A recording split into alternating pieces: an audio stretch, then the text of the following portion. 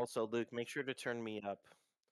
Hello, everyone. Welcome to the Untitled Sickos Project, where the points matter, and we are not hosted by Drew Carey. I am Bears fan, You're and Drew Carey. simply put, whose line was that anyway? And I'm joined by my three co-hosts. and I'm Carsausage Mockery, and you know, I may not be as bald as Colin, but boy, I sure hope I'm as funny. And hello, I am. Oh boy. Well, before we get to him, hello, I am Nickman, and I must say this: if Nickelodeon ever asks you to star in a movie that has a very small budget, for the love of God, say no. The money is never worth it. Don't say yes, Jim and Tony. For the love of God, don't ever say yes to them again. We're not paying you enough money to do it. Say no.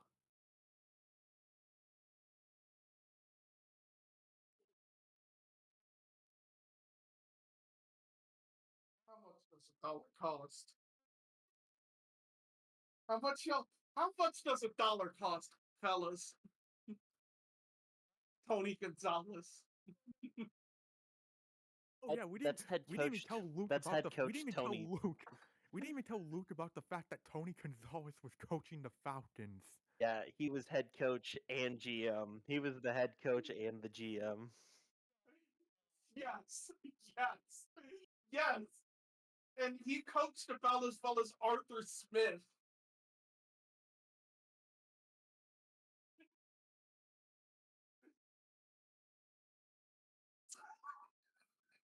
Anywho, Luke, we need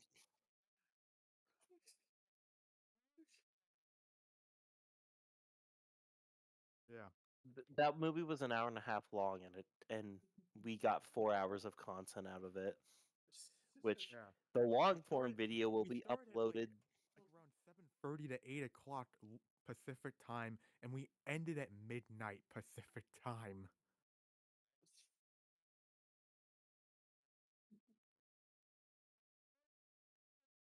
Yeah, when you saw that when I posted that Oppenheimer stare, like that, there's a reason I posted that.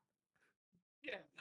But by the way, the greatest part about it all is this video is probably going to be the second to third biggest thing Nickman has edited. But before I get to into why, Luke, quickly do your announcement.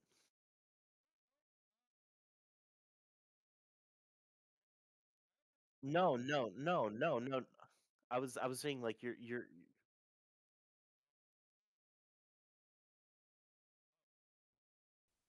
I muted my mic. That's why. I was gonna say you need to introduce yourself as the Mastora. Oh yeah, I should You do forgot that. to do that, I should do and then that. always I should. I should. Oh, hello. I'm Luke, also known as the MaskedAura, and current couple announcements we have for everybody. Just get out of the way. First and foremost, I will be working on a couple videos for the week. I'll be doing recaps for the Seahawks and a college football recap every single week. On top of that, everybody else, we've all been collectively working together for the Sicko's Guide to the 2024 season.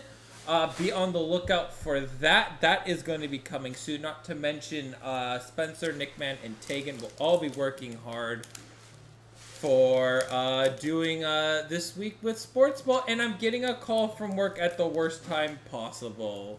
So I'll go more yeah. into I'll go more into depth on it while you take that call.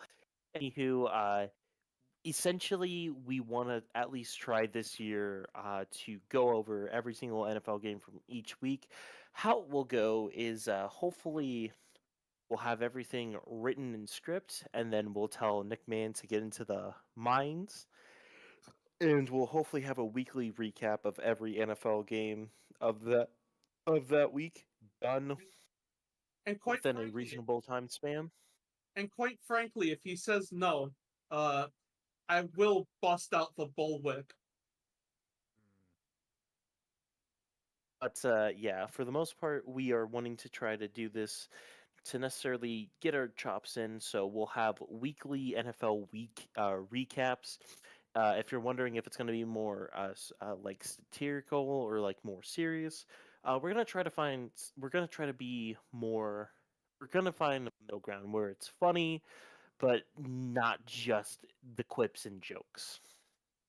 And uh, I think for our first time doing it, Uh, I'm I would like to I will probably help out a little bit with maybe some editing if needed, but hopefully Wednesday. If not, then maybe that same Thursday before Thursday night football. Like Wednesday for so like just to make sure Wednesday we're um like with the Fane because I know you're still working on like the videos and all that like some because you got the Saints one done but I know like you're still working on some of the other stuff. Oh no, I got all Yeah, my all of them stuff are done. done. Yeah, I know like Yeah, I Spencer uploaded. Spencer got I got it for Spencer I got it for No, he got all his done too. okay Yeah, okay yeah, I got all my audio done. I put it in the thing. okay you I put was it in. making the Saints video especially for the Saints. That's why. Because the That's Saints hey, deserve it. welcome. Yeah, but welcome to Inside the Sickos, where you go inside our brain detail. Sounds hot. But yeah, basically, I, I have everything done for you, Nick. All the audios is in there. You just gotta download the video that I sent to you, and then just place it in. You don't gotta do anything special for them, for the most Okay. part. So you should be relatively Yeah. chill. Yeah, it's For the fine. most part, it's just finding practice footage for like all the other ones. Oh yeah, yeah, it's fine. It's just I'm just noticing like in the because I'm looking at like the the Sicko's Guide Drive like that folder and it's like yeah I got for Spencer and Luke because I saw all the things Luke sent. I got Spencer's all the audio a good while ago, but for some reason I don't know why, but for some reason the folder it's not showing Taegan's for me. I don't know why. I think it might just be out in the open. I don't think I put it exactly in the folder, so you might have to Oh, check the drive itself. okay, okay. But yeah, Yeah. it's pretty good. I quip, I analyze, I scream. It's it's a video. Yeah, you definitely Consider it scream. like a sort of like a test drive for how our weekly recap will do. I'm thinking about calling it I'm thinking about calling it something simple like Untitled Recap Project Week Mhm. Blank. Okay. Figure that fits the tone for the most part. But I just heard you also we mention. have I just heard you. Sorry, just sorry to interrupt. But I just heard you mention like Wednesday or something. It's like or just in case like Thursday. I was just because I was like looking over some of the stuff and I probably didn't listen closely enough as to what you meant by that. Like just to make sure, what did you mean by like Wednesday or Thursday? What did you mean by that? I kind of mean for both and who I was meaning for like both when the video should be uploaded because Okay. I'm gonna probably ask Spencer to do a little bit of script writing and joke writing. Then I'll do the audio work and everything. If I can't do some of it, I'll pass it off to Spencer or something, or I'll pass it off to you. And of course, I'll help with some of the editing for Hmm. the most part. So basically, it's gonna be like a A almost group like a wheel. project, and we're all gonna get a C+. Okay. Yes, So is this like exactly. just to make sure? Because I know we is this because like I'm trying to get the Sickles guide as done as as done as I need to get it done. Like Right. hopefully like if I can get a lot done, then hopefully just maybe I could get it uploaded like tomorrow. But I'm just more wondering like are we like doing other things like because the weekly series is going to be happening. I'm just wondering like for this upcoming week like are we going to be like planning anything or like like doing anything that you mentioned, like you just mentioned, like talking with like Spencer about like working on things together. Oh no, I meant that for like the weekly recap. That's For what I'm the getting at. untitled recap fine. projects. Yeah, Yeah, that's fine. yeah. Don't Okay, worry. that's all good. Don't worry. For the most part, how I plan on doing it is, well, I'm glad all of us get. I'm glad all of you guys get to listen and just like get our thought process. But essentially, I'm gonna make a recap for basically each team, or if I can't figure out anything, I'll say to Spencer like, "Hey, write something to me. Get back to me." I will record some of the audio for it. Then after I record the audio, I will then put the audio to you, and then from there, for the most part, it'll just be getting highlights from the games, and if there's any specific moments, I'll like type it out in notes and everything. But yeah, don't Yeah, worry. it'll be great, just like that Nickman video where he detailed his writing process. Yeah, Yeah, literally. That's literally how I just, just having to write, having to write whenever my OCD kicks in. yeah. But for the most part, we'll let you guys know if anything pops up in terms of like, hey, we might be a day or two short on it because something came up, or if something else happens. But essentially, we're going to do our best to provide as much content throughout this NFL season, and also too, another video is in. I'm sure you guys have heard a little bit about it, but essentially, it's going to be a sort of movie review ish type thing. Not really more of a reacting to it. Um, we watched fantasy football last night. It was one of the most painful and insufferable things I've ever seen. Um, we'll do two of it. We'll do two videos of it.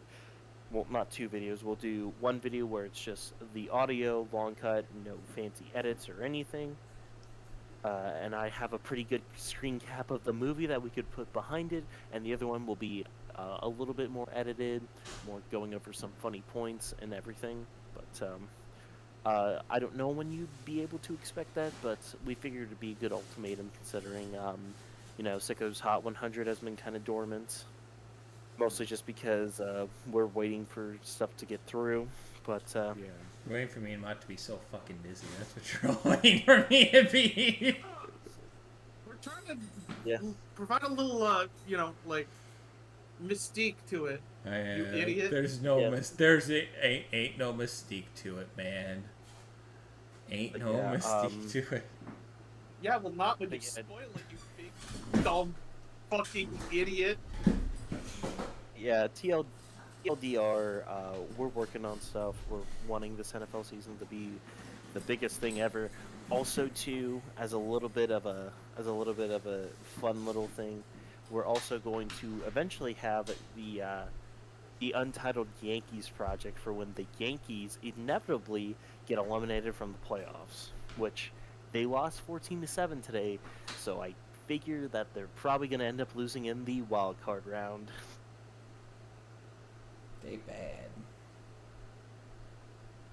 But yeah, that's pretty much how it's looking like for the next probably 4 months, I'd say, considering it is September 1st and everything. Yep, and like we up when September ends.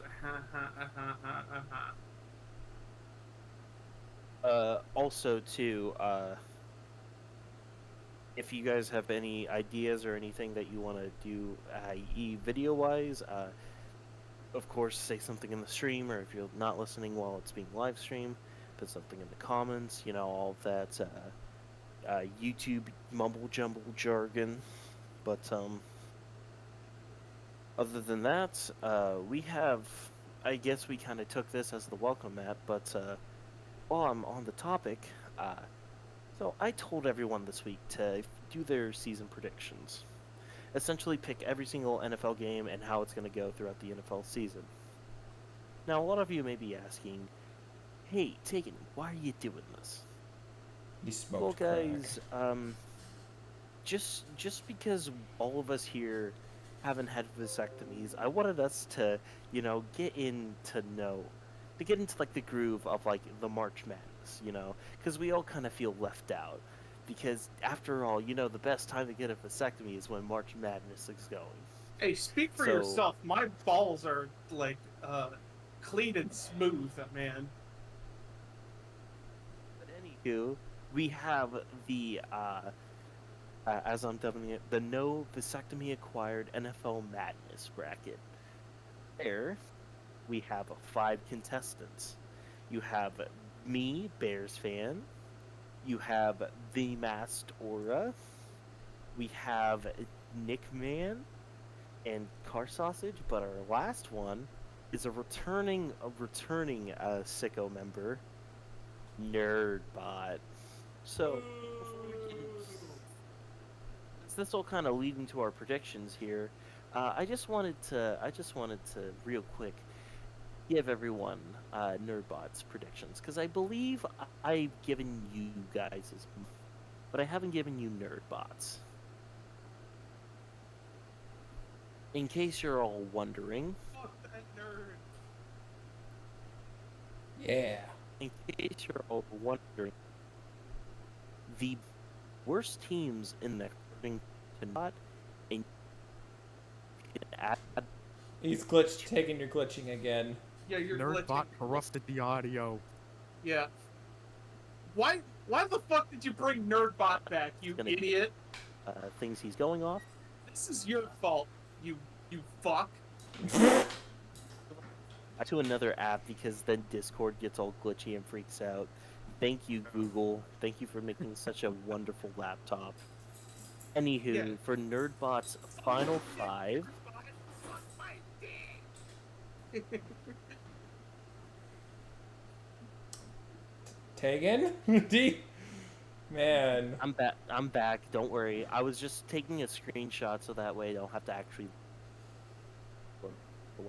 For Nerdbot's final 5, in 5th place at 7 and 10, they have the Dallas Cowboys. In 4th place, they have the 6 and 11 Cleveland Browns. In 3rd place, they have the 6 and 11 Buccaneers. In 2nd place, they have the 5 and 2 Arizona Cardinals, and in dead last, they have the 5 and 2 New York Giants. 5 and 12. Now, 5 and 12. My bad.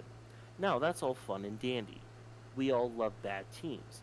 However, Nerdbot has some interesting predictions this year.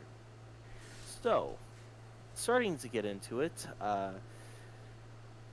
one of the wildest predictions Nerdbot has given me is that the Panthers finish 8 and 9, above the New Orleans Saints. Which, Bryce Young has a team. It could happen. However, they have Buffalo and the Texans going 8 and 9 this season. Nerdbot's dumb and should be shoved in a locker. Yeah. I thought we killed it for a reason. Yeah. Nope. In that, the bottom 2 teams out for each division, in 9th place is the Baltimore Ravens going 9 and 8, and in 8th place we have the Tennessee Titans going 9 and 8. And the bottom 2 teams out for the NFC, we have the Panthers going 8 and 9, and then the Rams going 9 and 8. But that's not what we're here for. We're here to wonder, what does Nerdbot think how each division is going to lay out? We're here So- to actually hang Nerdbot up to the flagpole by its underwear. On the 7th seed for the AFC, we have the New York Jets at 9 and 8, which is not an unreasonable prediction. On the other side, they have the Bears at 9 and 8 for the 7th seed. Again, not too bad. Here's when it gets interesting. In the 6th seed, we have the Kansas City Chiefs. Yeah, fuck that nerd. In the 6th seed on the other side, we have the 9-7-1 Detroit Lions. And then going into the 5th seed, we have the Las Vegas Raiders going 10-7. Not really the fact And that they're winning 10 games, but the fact that they beat out the Chiefs is funny. it is. On the other side, we have the Niners in the 5th seed going 10-7. Moving on to the divisional winners. In 4th place and in the winner of the AFC South, we have the Jacksonville Jaguars. Why'd you On say the it other- like Alan from Smiley Friends? The Jacksonville Jaguars. Yeah. On the other side, we have the representing the the NFC East. We have the 9-8 Washington Commanders. Nerdbot is kind of high on Jaden Daniels. I mean, who wouldn't be? In 3rd place, we have the AFC West champs, the Los Angeles Chargers, going 10-7. On the other side, we have the Falcons in the NFC South taking the 3rd seed at 10-7. Over in 2nd place, we have the AFC North.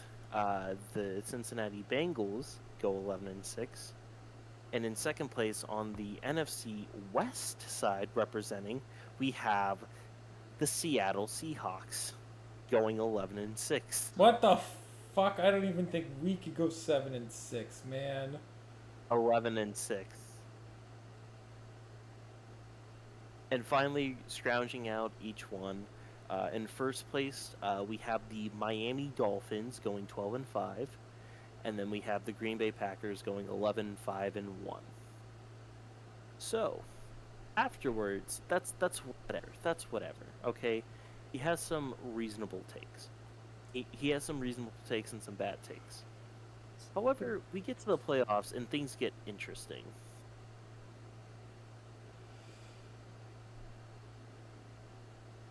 Does it?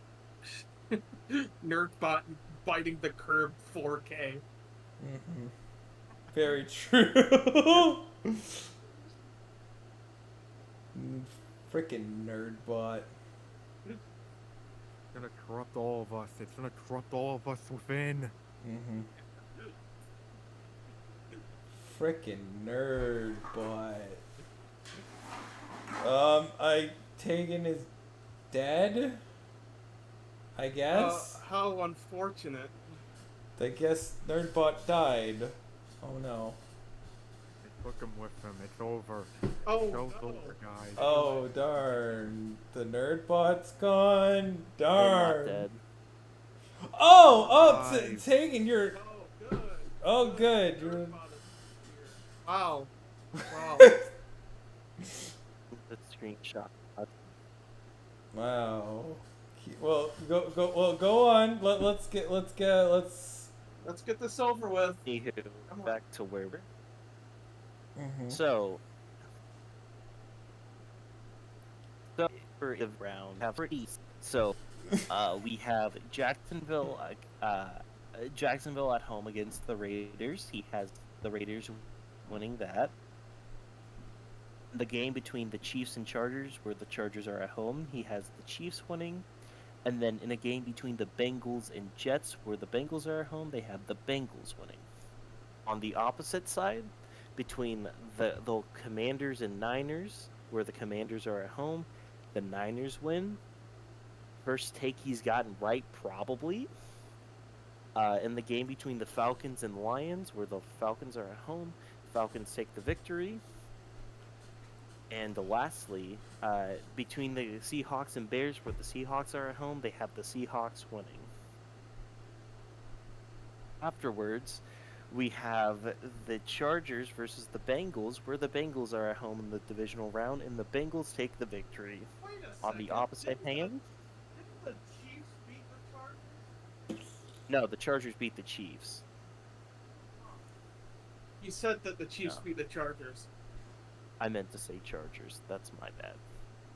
Idiot. But other That's what you other get for than lying that- on that nerd. Anywho, other than that, we have the Raiders and Miami, where it's at Miami, and even with home field advantage, Miami loses to the Autumn Wind.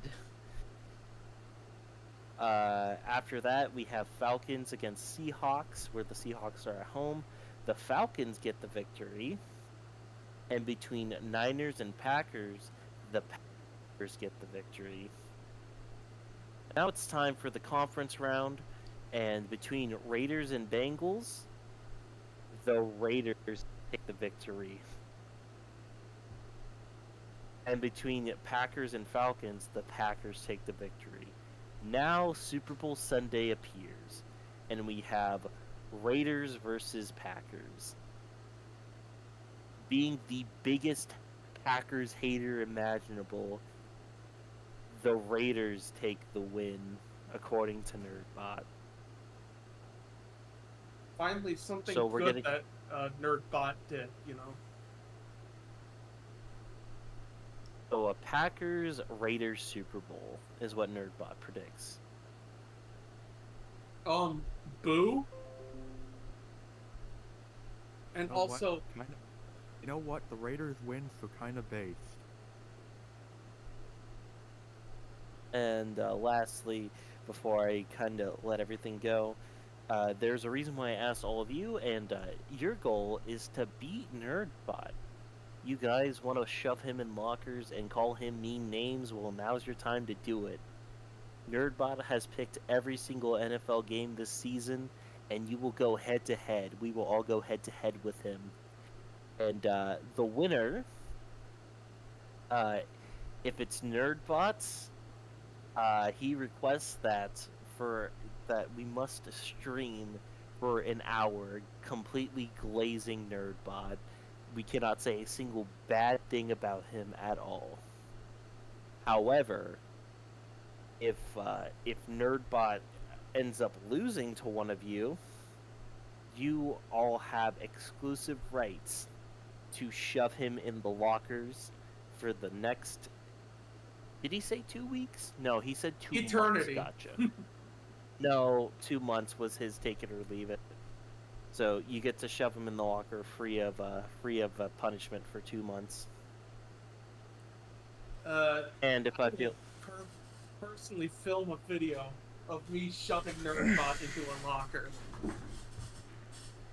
Yeah. But now that that's all said and done, this is the no vasectomy required March Madness. May the best man win, and may you not have to get a vasectomy. Okay, cool. Let's. I don't want to be that guy, but. Now let's get to what we actually. Let's get to what we're here for. Okay, so here's what we're going to be doing. If you want to join us for predictions, everybody please get in your social media. Please tweet this out. Please retweet this. Join the Discord server if you want to let us know who you think is going to be in the playoffs this year. We are going to bring guests in shortly. While guests are coming in, while we're waiting for guests to come on in, we will be doing it ourselves. And we'll be posting after the stream the Google document so you can let us know. Come predict with us. Let us know. It's very... Maybe just You mean the the screenshots, cause you know. Well, no, this you can just put it in the Google document. It's fine. Yeah, there's a doc. There's a document. you mean you need an Excel sheet? I It's just don't want it to be vandalized. it's we've done it for 3 years. It hasn't been vandalized yet. I lock it on Thursday. Okay, I just don't want it to be like you know, all of a sudden it edits to say, you know, like The N the N word word. a bunch of times. Alright, so let's bring in our first guest. He's been waiting so patiently in the green room. Here's how it He looks works. absolutely gorgeous. But before we start, this is how it works. I'm going to need your teams for the NFC, AFC, your Super Bowl matchup, the winner, and your Tank Bowl. Your top 5 picks. Who's picking in the first 5 picks of the NFL draft? Do let us know. That is how it works. This is the 3rd year we've done it, and people still continue to smoke crack every single week. First guest is our fellow member, Azaneathal. So give him a welcome. Come on, let me drag him in. There. Discord, what the frig? What? Not tomorrow. Today. Wait, where did Ozza go? I have no idea. What the heck happened? He left. He might. I was literally about to add him. He was in the green room, and then he left. I think he's, I don't know, maybe he's like waiting to get the queue or something, but I don't know. That, me dragging. I'll- Oh wait, there we I'll go. message him. Back in the green room. He's back in the green room. There we go. There we go. There There we you go. go. All right, Ozza, Now, let us now. know your Hello? tank Welcome bull. to Untitled Sickos Project. And if you feel like calling in, just give us a call at 1-800-SICKOS. Again, that's 1-800-SICKOS. Let us know, Ozza. Who are your top 5 tank bull picks? Did I miss something? You're doing your Yeah. predictions. Predictions. This is prediction Yes. time. Yes. My 5. So, my 5 tank bull picks. Ooh. Who's Well, number 5, I believe, despite this team having a new offense, a new quarterback and everything, I still believe they will have one of the worst defenses in the league, the Washington Commanders, going 6. Just don't need a Sorry, that's- record. Just need the name. Okay, Just need Washington the name. Commanders. Just need the name. Super simple. 4th worst team, a team that I think will be kind of just like a worst offense in the league, technically, is the Oakland Raiders at number 4. The 3rd worst team is going to be the Minnesota Vikings. Ooh, Yes, understandable. I but am. ooh. I think they will have one of the best defenses, like top 10 defense. But unfortunately, that offense. I think we're looking. I think we're looking at Akron, like Akron levels of defense here. I mean offense.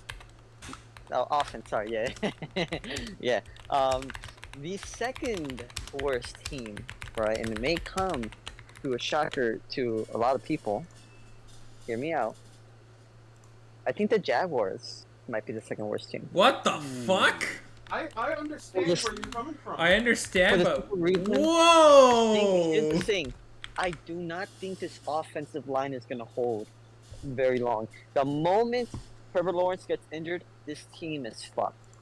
There is not a lot of good talent surrounding this team. This team, in reality, if you kind of think about it, Doug Peterson has done, like when I was looking at this team, when I was studying and researching this team, Doug Peterson, despite it has some like weird offensive play calls, has actually, in a way, kind of he himself has upped the defense and offense on his calls. But the moment that Trevor Lawrence goes down with an injury, and I think it will happen this year, this team is going to go down the shitter. I really mean it. All right, and who's predicting first Um, overall? The Giants. Literally, I think Shador is going to the Giants. Like, I can already visualize him with the Giants jersey. Like, I can see it. No, he's going to the Cowboy. No. That's I can visualize it. all right. Wrong kind of blue. Wrong kind of blue, Luke. All right. All right, who are teams in the NFC are going into the playoffs? Let's start off with your division winners, and let's go from Division winners? 1 to 7. Let's go from 1 to 7. Got it. If we gotta go for number 1, 1 to 7 or 7 to 1? 1 to 7. 1 to 7. Okay. So with division winner number 1, we are looking to go down to the NFC West. All right. And for sure, I think a lot of us can agree, the 49ers probably will have this one in the bag. Yes, there's a lot of competition, like the Lions, but I mean, not much really has changed now that you have Ayuk back in the fold, other than the loss of, who did they lose? Fred Warner in the Super Bowl? Who did they lose? No, Greg Greenlaw. Greg Greenlaw. Yeah. I believe they'll have the next man up. Ufonga, I think, is back, so. Yep. I mean, like, it's not bad. It's not bad. After that, number 2. Let's see. It's gonna be interesting because I don't think the East are 2 or 3 at all. and so it's up to the North and North and South. But I think the North takes it here. You know what? Lions are taking this one for sure. All right, they're number 2. It's kind of just repeated last year. I also think they will have one of the best offenses in the league, hands down. The running game is going to be top 5. Not even top 5, might be like number 1. The passing game top 5, but yeah, that running game could be really electric this year. Really hard to stop. But yeah, just the number 1 offense in the league, right? And with that, they'll take the 2nd seed in the NFC, but probably the 3rd best team in the whole league. For my 3rd seed, we are going to look at the West. I mean, not at the West, at the South. All right, NFC South.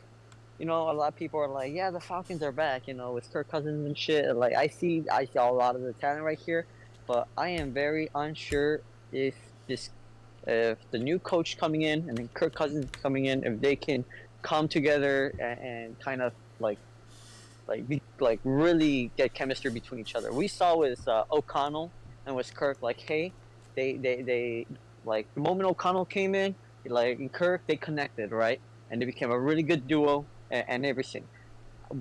Will that happen with another coach who could probably have a different mindset and a different kind of game plan, like O'Connell? That's the thing that I'm not very sure about. So I think they're not going to win the division. This, I think, will go to the Bucks. The Bucks, they'll have talent. They have built more talent on top of it, and I think Baker will still be a solid quarterback, right? And I think he will actually improve a bit upon it, right? He's got his confidence back. He's got some of his mojo back, and I think what he wants to do this year is build upon it. And I think we're gonna see a bit of a dark horse team with the Bucks.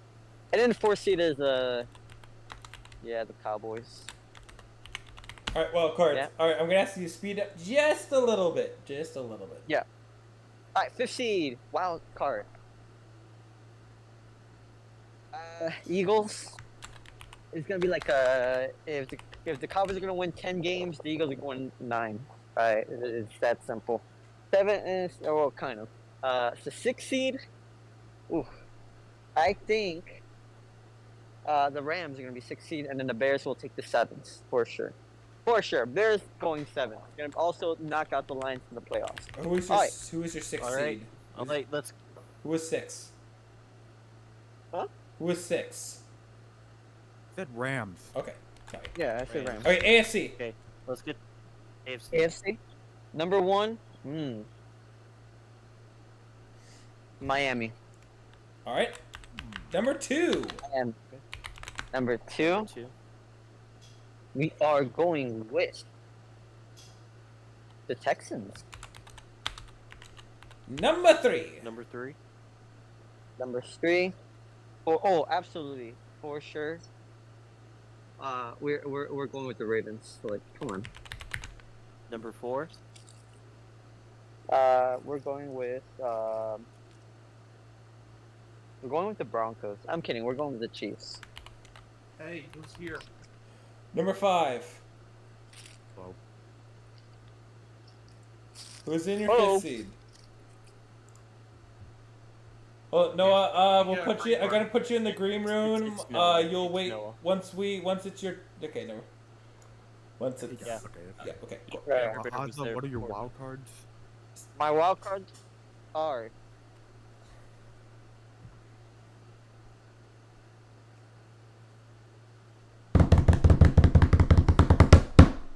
Good moment. Oh, fuck. Doing great. Sorry. All right, let's I don't want to rush you, but we gotta. I had to spill. I had to spit out a Subway cookie because it was really hard and really nasty. Okay, yeah. Let's. I don't want to rush you, but let's. Yeah. Okay. Number 5. I think Buffalo, of course. Number Bills. 5. All right. Who is number 6? Number 6 is gonna be the Browns. And 7? Steelers. Steelers. And who's Now your Super Bowl matchup. Yep. Super Bowl matchup. Texans Bears. Who's the Any winner? other? All right, thank you, Asa, for everything. You are Hey, the who's the MVP? MVP. Yeah. Who's MVP? Tevin Jenkins. Tevin Jenkins. You know what? Lastly, Okay. any one-off comments, any one-off comments, or any one-off takes. Yes. Hottest take. I think Drake May is gonna be a fucking bum. All Okay. right, Drake Thank you May. for coming on, Plum. Ozza. Thanks, Ozza. You Yep. have yourself a good Thank day, you. buddy. Yeah, you guys too. Have a good night. Enjoy.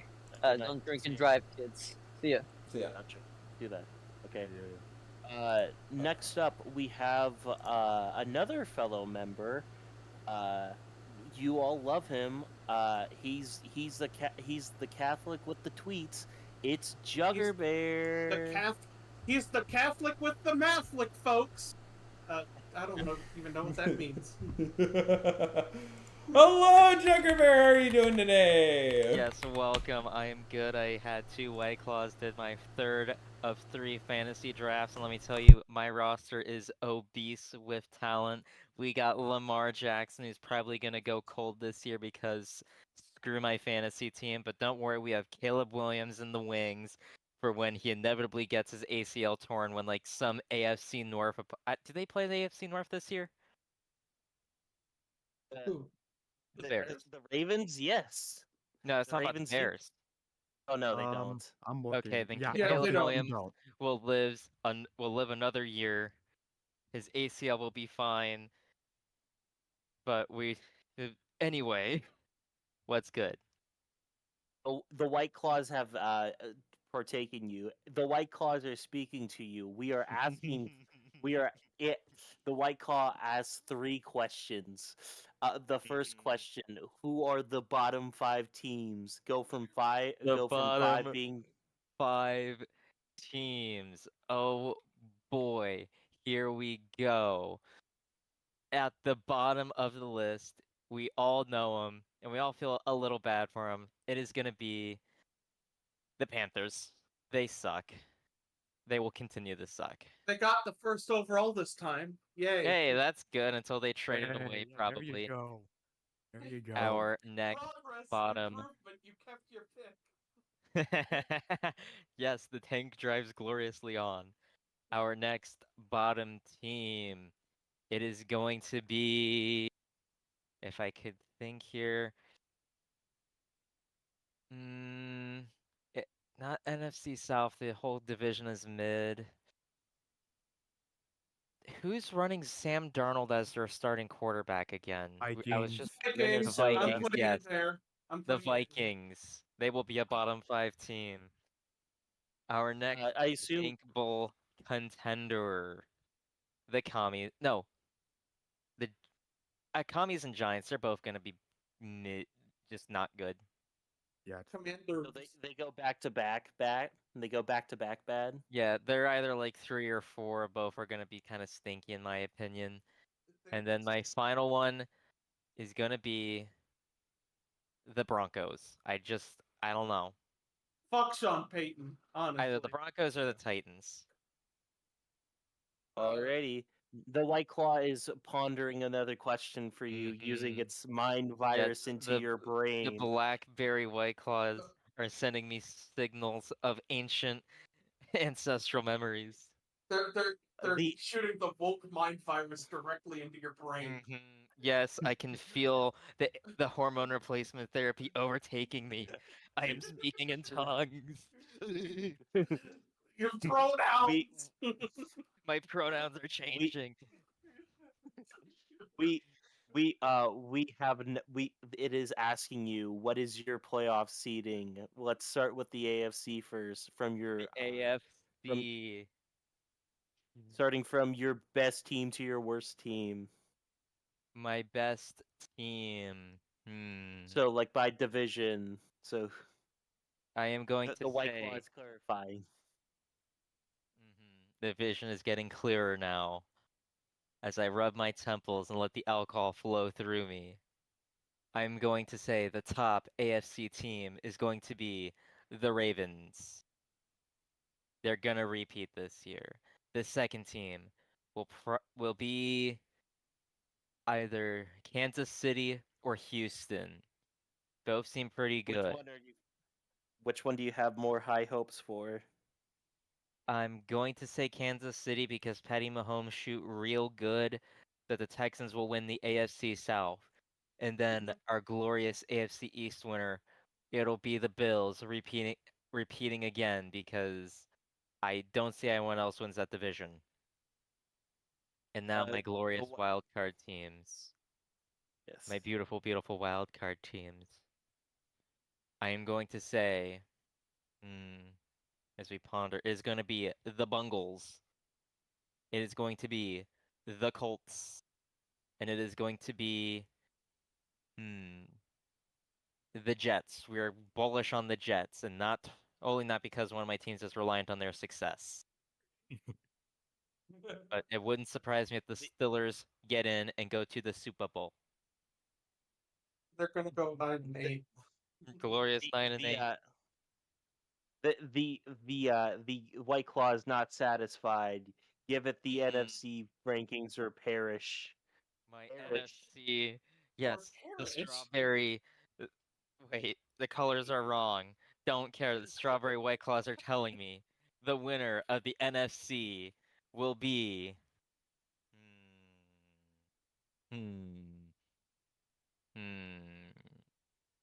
The Niners will probably still retain the top spot before all of their players, and they have a bunch of guys on contract years. So not the Steelers, the Niners will win the NFC with the 1 seed. Our second seed, our glorious, glorious second seed, it will be hmm hmm hmm. It will be the Cowboys. But don't worry, they're not going to the Super Bowl anyway. Our third winner, it'll be the Lions. And then finally, the winner of mid division, because they're no longer really tank division. It'll be the Falcons, but maybe the Bucks. That's a preview for your playoff for one of your wild card teams. Our next glorious wild card team, it'll be the Bears. Okay. Okay. Yes. And then we are going to snub the Eagles. We are going with mm, hmm. I am going to say the Packers. Already. And I'm assuming that your seventh seed is the Buccaneers. Yep, the Buccaneers probably, yes. All right, and your Super Bowl matchup. I'm your other White Claw, by the way. Our Super Bowl matchup. It'll be because we deserve nothing nice, because we shot Harambe. It'll be the Kansas City Chiefs repeating as AFC champions, and our glorious sacrifice from the NFC. It'll be. Hmm. Hmm. Hmm. I'm gonna say the Lions pull it off this year. Why not? All right, and who's Now gonna who win? wins? Who wins? Kansas City. Easy question. Congratulations, Patrick Mahomes. And if Travis Kelsey doesn't propose to Taylor Swift after winning the Super Bowl, I am going to cry. Who will win MVP Now though? MVP, it will be Patrick Mahomes because he shoot real good, and he's gonna do some late game heroics. And any what hot takes for the NFL? Hot takes. Um. the Taegan edition? You could just say the Taegan hot take edition. Hmm. What's a hot take? 'Cause I don't have anything particularly hot though, but I did see that they're allowing private equity firms to buy 10% of teams now, and that is really cringe. That Yes. shouldn't be a Very hot take though. cringe. All right, private equity is cringe. Alrighty. Thank you for joining us. The White Claw gods are satisfied. May your Mm-hmm. destiny be many, and your White Claws be more. Yes. Thank you I for joining return us. to And the hopefully, shadows of the green room. and hopefully, this prog will be able to hang out more with your tradcastness. Yes. You may get an invite to my Tradcath wedding. Whenever that happens. When the White Claws deem it so. When you get your big titty, like Remember, pageant. I'm a Tradcath. I am legally obligated to marry an Asian or a Latina. No white women. I hope you're okay with flying to Mexico. There will be alcohol for 3 glorious days and we will all be dead. Thank you. And goodbye. Goodbye. See The ya. green room you go. Anywho, with our next person, he was here for the AFC North, and he is Amper, you could say. Welcome back, 24 Amper. Da da da da da da da da da da da da da da da da da da da. So what do I do? Do I just? Oh God! Oh, there he is. There he is. Wait, Oh, in never the mind. and then yeah, you moved the fane. You moved the Oh, Oh there we my! go. Hey, there we go. Oh my There we God! I'm go. stupid. I'm fucking There stupid. we go. By the way, There we Taegan, go. it was you said the AFC North. You meant the AFC South.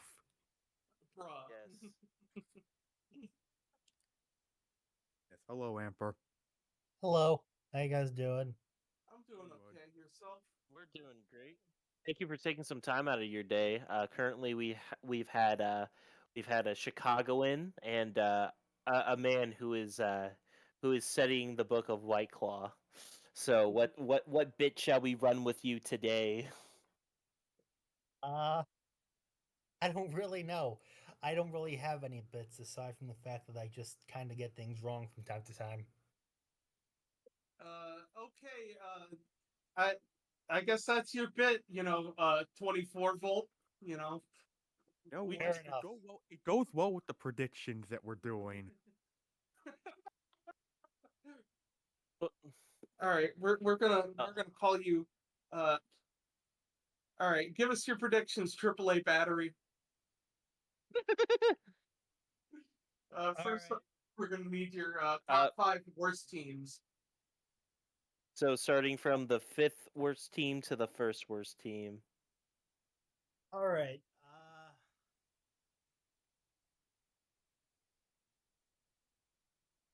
Let me take a look. Let me take a look to process this real quickly. And You're in no rush. We've gotten through our guests so far. all right.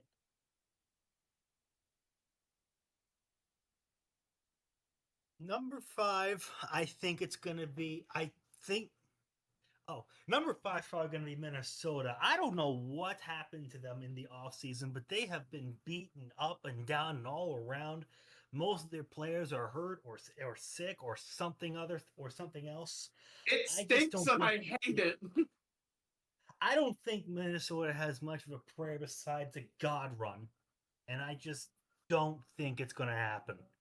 They're just their offseason was just too unlucky for them to really make a run. And I think they'll be the bottom feeder of the NFC North, albeit through no fault of their own, unfortunately. Shit happens. Yeah. Number 4. I think number 4 is probably going to be either that of the Broncos or the Chargers. I just don't like the Broncos that much this year. The Nathaniel Hackett era brought them back so bad, and they're And pretty much trying to rebuild and they're pretty much trying to retool for the future. Sean Payton is wicked overrated. Yeah, I just don't see him doing anything. Number 3, I think.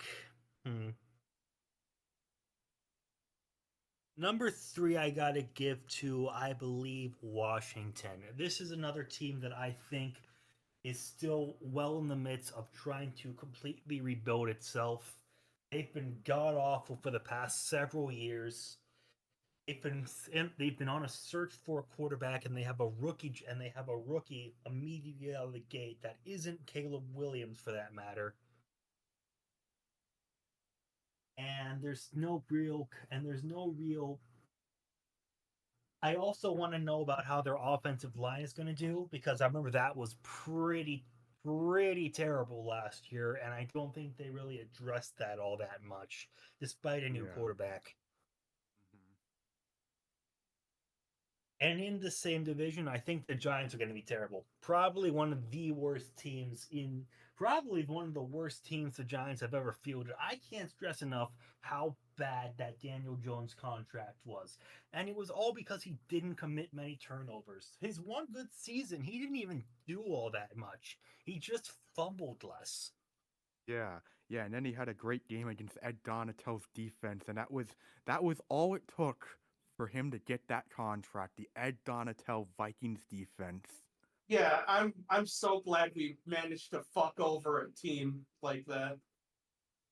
Not to mention that they no longer have Saquon Barkley, who has been injury prone, to be fair, but has also been their main running back. And that running game is what got the Giants to the playoffs in the first place. Once you force them to pass, it's pretty much all over. Like, you could make a genuine argument that Tommy DeVito was a genuinely better quarterback than Daniel Jones in most assets.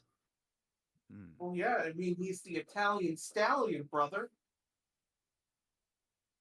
And the worst team is probably going to be the Panthers again, because Tepper is just that moronic. They sabotaged their own season and gave the Bears another first round pick. And they're still stuck with Bryce Young. They're still stuck with a terrible offensive line. One of their best receivers is still Adam Thielen, an old Adam Thielen. Hmm. And they went back to back. They had back to back shutouts to finish last year, and I don't know what they even addressed that much. They'll be lucky to win 4 games. Yeah.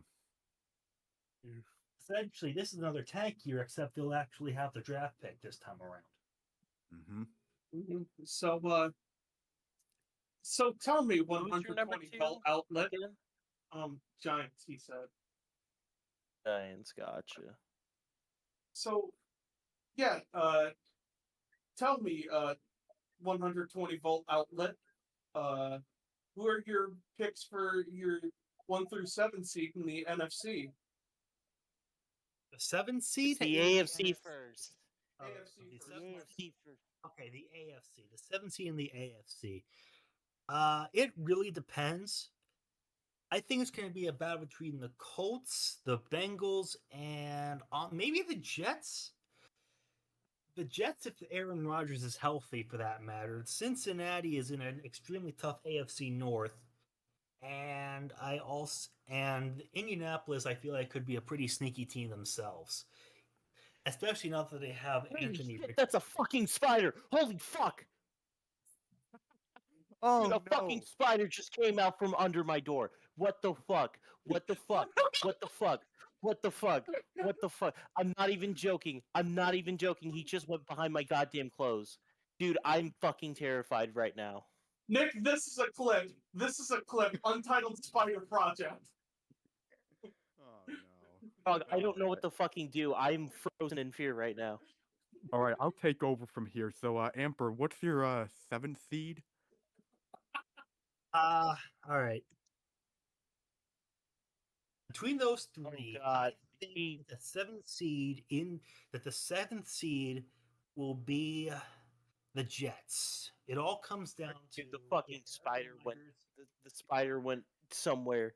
It's not behind the clothing anymore. Are you okay? I don't think it's like anything venomous. How I big is think it the was just like spider? it slid under my door, and my door Oh. is probably like an inch, maybe. I don't know. Like it slid under my door, and I just think it's a daddy long legs, but it's Oh behind the God. fucking thing. Oh my! Oh, It's anyway. hiding. Okay. Oh, I see you it. I alright, my see it. brother? It's hiding. It's hiding under a Coke bottle. Okay. Okay. Well, Taegan takes care of the spider situation. Yeah, Amber, you said the Jets. Okay. Yes. It's going to be the Jets if Aaron Rodgers can will those Jets into a competently offensive game. I still think they have It's a pretty solid defense. It's been a it's climbing it's the been Coke bottle. It's climbing the Coke bottle. Get out, Okay, get Taegan. out, get the fuck out. It's on the Taegan. wall. Remind It's on the take wall. it outside or something. Trap it in a Yeah, box. Yeah, I think you gotta deal with this, Taegan. You might need to mute yourself real quick. No. This is content. This is content. Oh yeah, it is. Oh God. Okay, never mind. Keep it on. Keep the cameras rolling. Oh God. Come on, buddy. Just get out. Just get out. Just get out, man. Just get out. Get out, dude. I don't want to kill you, dude. Come on. Amber, you can continue. Okay, get over. No, do not climb my fucking wall. Amber, please continue. No, this is too good. God. Oh my God. Who's your Oh my God. Get out. Get out. Go under. Go under. I will open the door for you. Thank you. Thank you. Don't come into my goddamn room. Get back into that closet. I will actually open the closet for you. Or unless you got it. I will open the closet for you. Oh my God. God. Oh man. I would laugh like that in an age. Oh my God. Did you get rid of the spider? I'm not hearing a yes. Uh-oh. Oh my God. The spider might have got him, guys. Oh no. Yeah, presenting our newest host for the Untitled Sickos Project. Ladies and gentlemen, give it up for Spider. Yeah, let's go, spider.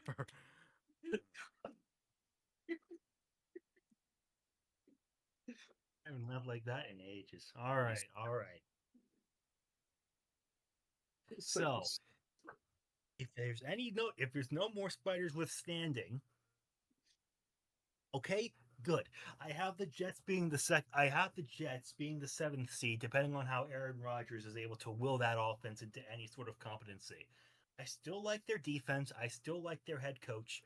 But the big problem was that they had to use Zach Wilson at quarterback. And at that point, it doesn't matter how many receivers you did. It doesn't matter how many receivers you have or what talent they have. If you can't throw accurately, it doesn't mean a thing. Now, I also think it might all depend on the offensive line, which I think was another huge problem that was overshadowed by Zach Wilson's general poor quarterback play. But if Aaron Rodgers is able to find his guys and not stay injured, then I think they'll have a good enough offense to get them to the seventh seed, and I think their defense is good enough to do the rest of the work. They'll be average, but it will be enough. Maybe like 9-8, 10-7. Yeah, around that range. Right.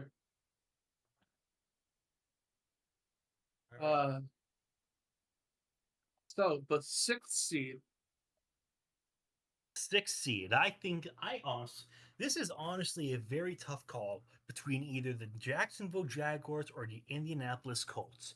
But I have a pretty good amount of respect for Indy because I have a strong feeling that Anthony Richardson is going to have a very strong year.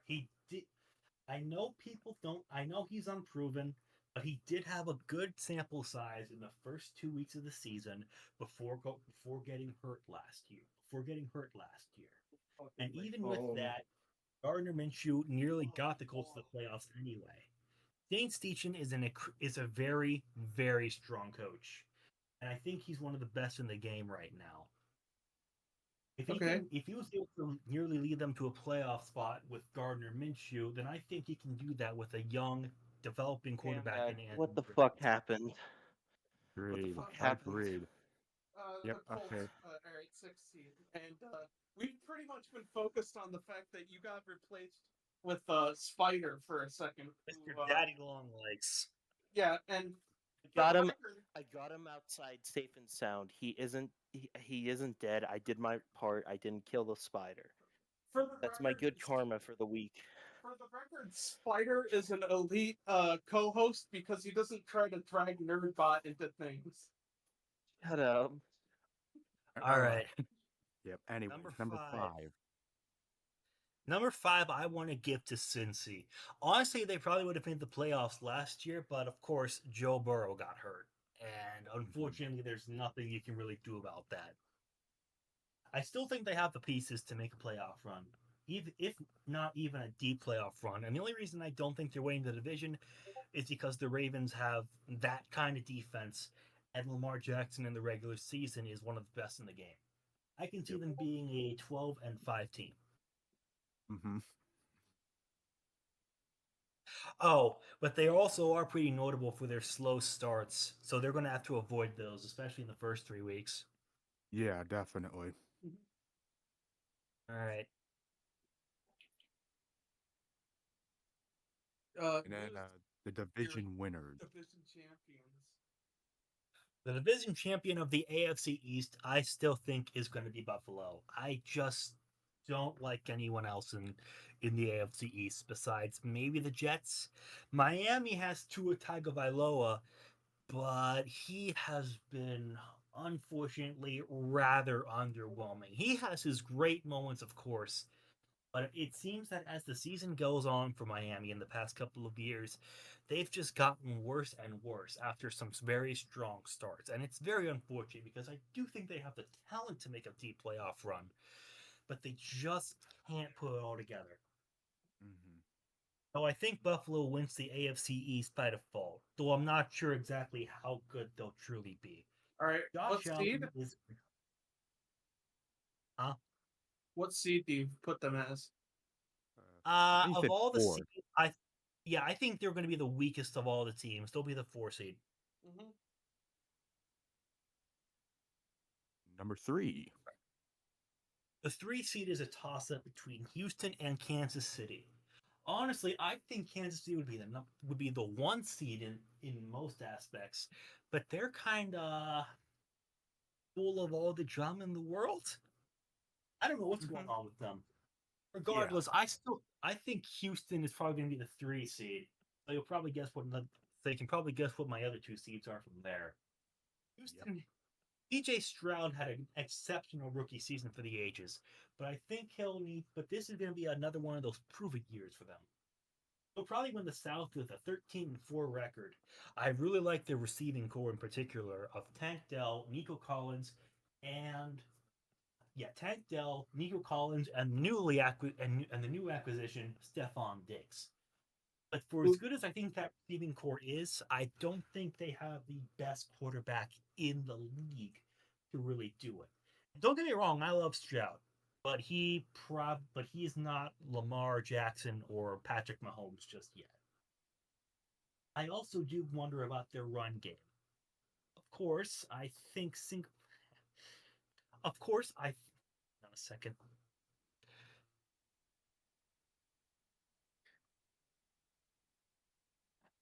You have Alright. no idea how terrifying that spider was. You have no idea. All right, man.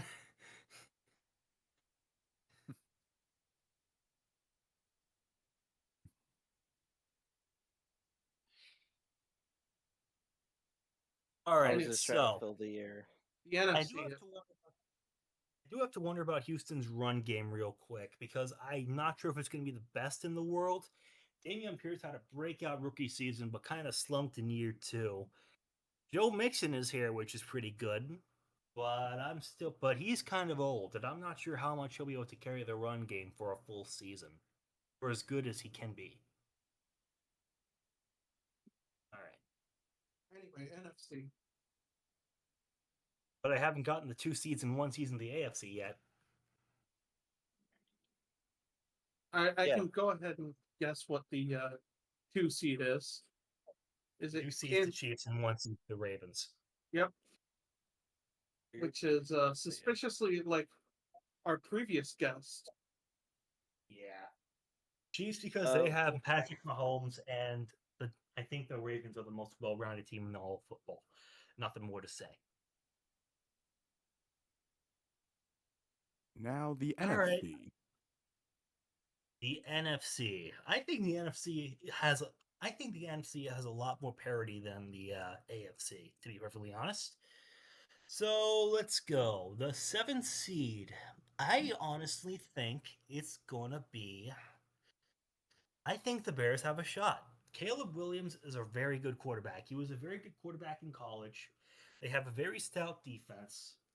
And keep in mind that last year, even though Justin Fields wasn't the greatest quarterback of all time for the Bears by any means, after their horrendous 0-5 start, they actually really got it together down the stretch and nearly made a run for the playoffs. So we see what they're capable of when things click. Well, I do have to wonder about how well the coaching staff will do. I think their offensive coordinator got fired, so they have an actual offensive coordinator this time around. Yes, And I we think do. this will be Matt Eberflus's prove it kind of year. They have to Definitely. work to the quarterback. They have to work to the quarterback's strengths, and I think their defense will pick up the slack, and I think it will be enough to give them the 7th seed and the first playoff appearance in way too long. Yep. All right. Number 6. The 6th seed will probably belong to, I think, the Rams. I also would make a toss between them and the Seahawks, but I just don't think Geno Smith is going to be able to carry them to the playoff run. I just think Stafford's going to do. I just think Stafford and Cup are too good of a combo to not have them get to the playoffs.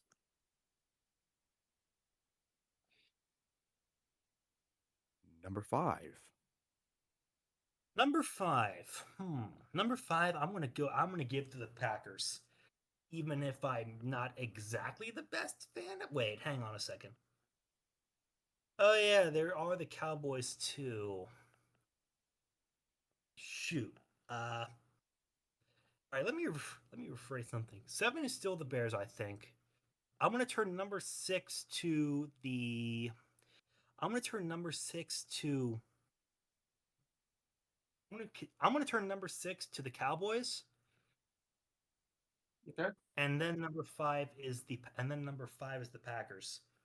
Cowboys are going to be a consistent regular season team, though I don't know how well they'll do in the playoffs, as always. And number 5 is the Packers because I'm just going to go out on a limb and say Jordan Love is going to be another Hall of Fame quarterback. Green Bay loves getting those things. Yep. And now we have the division winners from 4 to 1. Who do you think they will be for the NFC? I'm going to say right here that the NFC South is going to be tank division again. I just don't like it. I'll give it to the Saints. I'll give it to the Saints. I think they're just good. I think they're good. Yeah. Saints by default. Them or the Bucks. Though I'm not sure how well Baker Mayfield is going to capitalize off of his renaissance year last year. But I do think the Saints, if they're able to put it all together for longer than the last 5 games of the year, will be able to do well enough. Maybe 9-8, but there'll probably be a quick exit. Number 3. Number 3. Gonna give that one to the Lions. I think this is the best Lions team that's been assembled since 1991. Wow. Of course, there is still the question of their defense, and yeah, let's talk. I am wondering about that defense again. Should be mentioned that. Hang on a second. Let me process my thoughts real quick. How many years are we gonna let Aaron Glenn do his thing? Oh God! Aaron Glenn is still alive. Oh yep. Okay, I'm going to be really concerned about their defense. It cost them a lot of games in the regular season. It cost them the postseason as well as It cost them the postseason as well. I know the common theme is I know the common trend is to blame Dan Campbell for that NFC Championship loss. But from what I heard from my Lions fans, their kicker wasn't exactly the most reliable one on the planet. But I personally think their defense is going to be the big concern. I just don't like Aaron Glenn that much. Yeah, and that's I fair. think And their also, offense is I think their offense is Super Bowl caliber, but I just don't know about their defense. yeah, agreed. Just to add on to that real quick, yeah, for their kicking situation, I mean, it really says something that points last season they were having to rely on the money badger, which should really tell you something. Yeah. Yeah. You know what they are? They're the 2003 Rams. Yeah, offense, but defense is not there. But anyways, your number 2 seed in the NFC. Number 2 belongs to the Eagles, unless they decide to do what they did last year. But I think Barkley's going to help negate that. They also still have a great coach in AJ Brown. But oh man, those Nick Eagles were such Sirianni's a head case. I'm sorry. That's a good point. But I think they have the talent, but I'm not sure how well their coaching is going to be. In particular, hang on a second.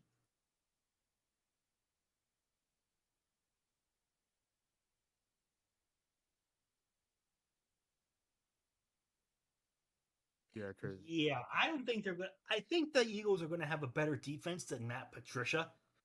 But I do have to Yeah. wonder about their. But I do have to wonder about their offense in particular because we forgot that kind of completely stalled out too. And I can't really exactly point out what happened.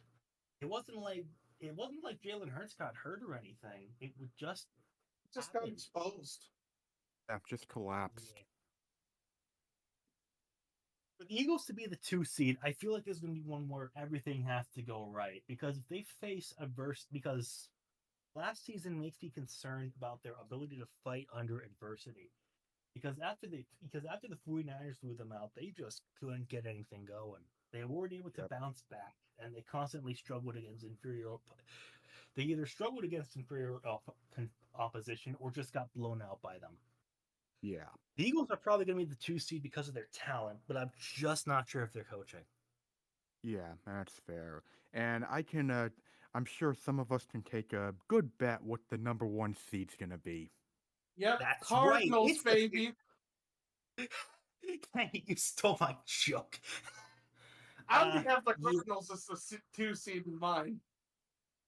Yeah, number one's going to be the 49ers. I just still think they're the best all-around team in the NFC. Brock Purdy has proven himself to be an incredible quarterback. George Kittle is a fantastic tight end. Brandon Ayuk is back. Christian McCaffrey is arguably the best running back in all of football. Probably one of the best running backs of all time, the way he's playing. And Jim Harbaugh and Mike Shanahan is still an incredible coach. It's just that he hasn't been able to finish it off. Yeah, Kyle Kyle Shanahan, but you're right. Kyle Shanahan.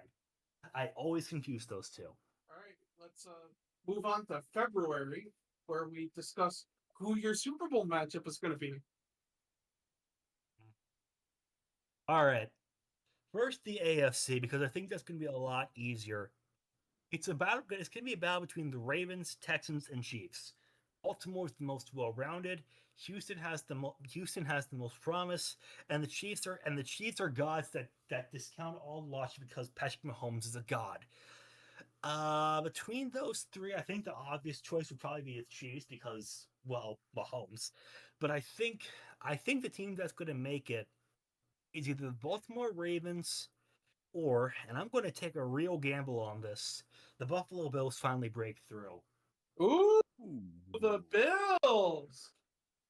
And who do you have them going against? The NFC is much different. The NFC is quite a much more complicated task. But I think it's going to be the Cowboys. No, I'm just kidding. It's not going to be the Cowboys. They're probably going to be losing in the divisional round again. No, I think it's probably going to be either the 49ers or the Lions. I think the Lions have the best pass game in the league if it all goes well. And we saw that in the first half of the NFC Championship game.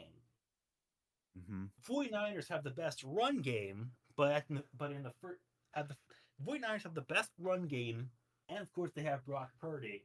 But as we've seen from last year and years past, or the year past, Brock Purdy is not invincible, and the 49ers offense can be stopped. And I think if Aaron Glenn is able to back down, I think if Aaron Glenn is able to hold the fort, which is a tough ask to be sure, then I do think the Lions are going to overcome the 49ers and make it to the Super Bowl. So potentially, Bills versus Lions is my guess. All right, I have you in fair. as Bills at the Lions, because it's you know, AFC at NFC, because NFC is the home team this year. It's a Lake Erie showdown, and who would end up winning this? Honestly, I think it's going to be the Lions. I think their offense is just too strong. If they can get past the 49ers, then I think they can get past anyone. All right, so who's your MVP? My MVP is either going to be Jared Goff or Amon Ra. Hmm, Interesting. and one more. Lastly, do you have any hot takes for the season? Let me take a look here. Honestly, I think the Arizona. Well, first of all, I think the Arizona Cardinals are going to make a run for the playoffs. At least they'll be mediocre. At least they'll be mediocre with the. At least they'll be mediocre. The other thing is, despite what I said about the Chiefs being abandoning all logic because of Patrick Mahomes, their drama has me really concerned about them. And I honestly think if that takes center stage, they're not going to get very far in the playoffs. They're going to be a first round exit. All right, Yeah. I'll put that in for you. Chiefs lose in wild card. All right.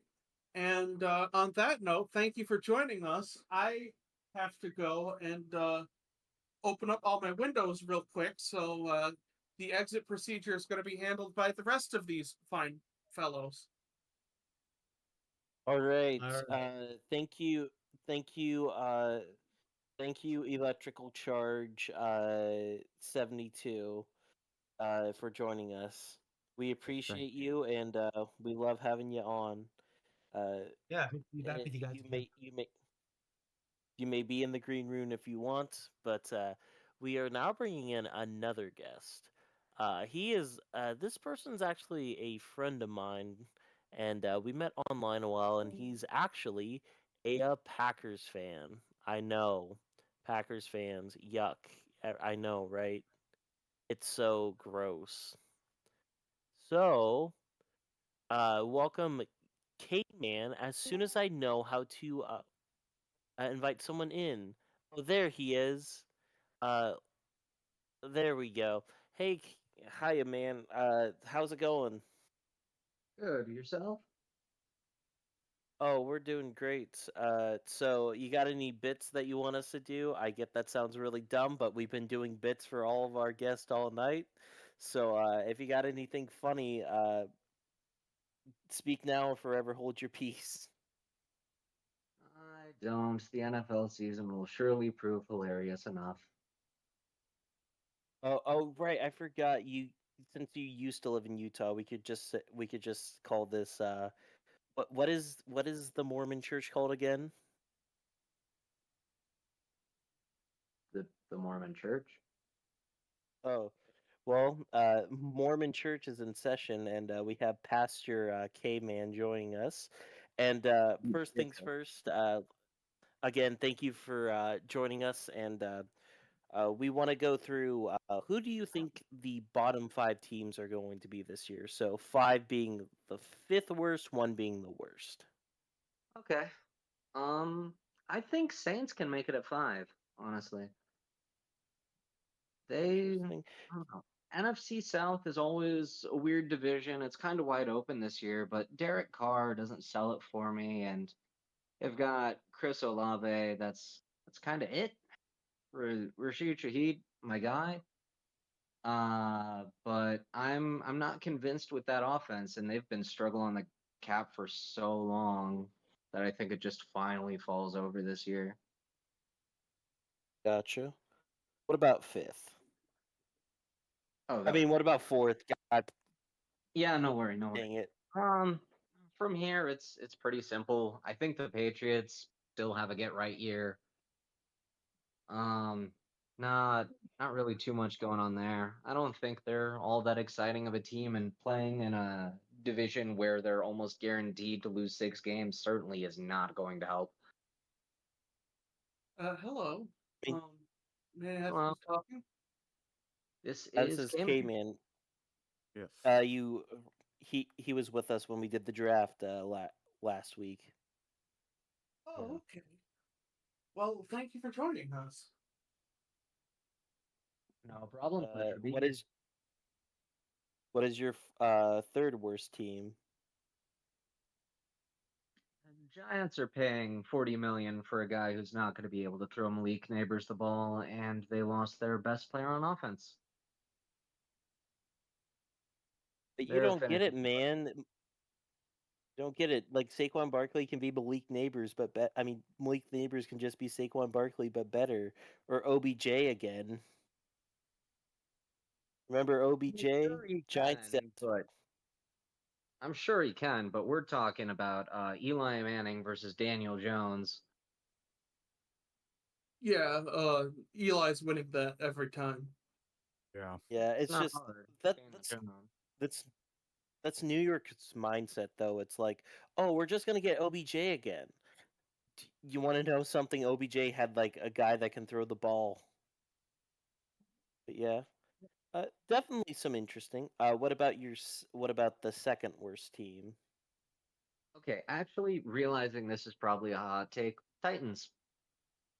Will Levis Okay. is extremely unimpressive, and they are loading up pretty heavy on like 2018 wide receiving core. You know They're what? pretty old. The South is a surprisingly competitive division this year, in my opinion, especially with how close things were shaking out last year. Like any of the other 3 teams can easily make it if they don't screw up down the stretch. What were you gonna say, Spencer? I similarly had the Tennessee Titans not doing very well this year. I simply see them as a retirement home for the rest of the league. Hey, at least it's not Arizona this time. Yeah, variety. Yeah. But but who is truly the worst among the worst? Preach to us, Pastor Cayman. I mean, it's I don't think it's going to be the first time this decade that a cat-related team that expanded into the league in the 90s picks first overall twice in a row, except it's their pick this time. it. I mean, it's just if Bryce Young showed a little bit more than what he did last year. I think they're more likely to be like a 6-win team. But like Bryce Young didn't have a roster and like it sucks. I think the Panthers will be better, but even then like I'm thinking like they're going to be a bottom tier team or like bottom 5. Yeah, and I think Yeah. they're bottom 5 minimum. Yeah. So now that we got that out of the way, who do you have? We now have our seeding. So starting in the AFC, who do you have as your first seed? And basically from there, we're doing divisional winners, then our wild card. But who do you got winning the division for the AFC?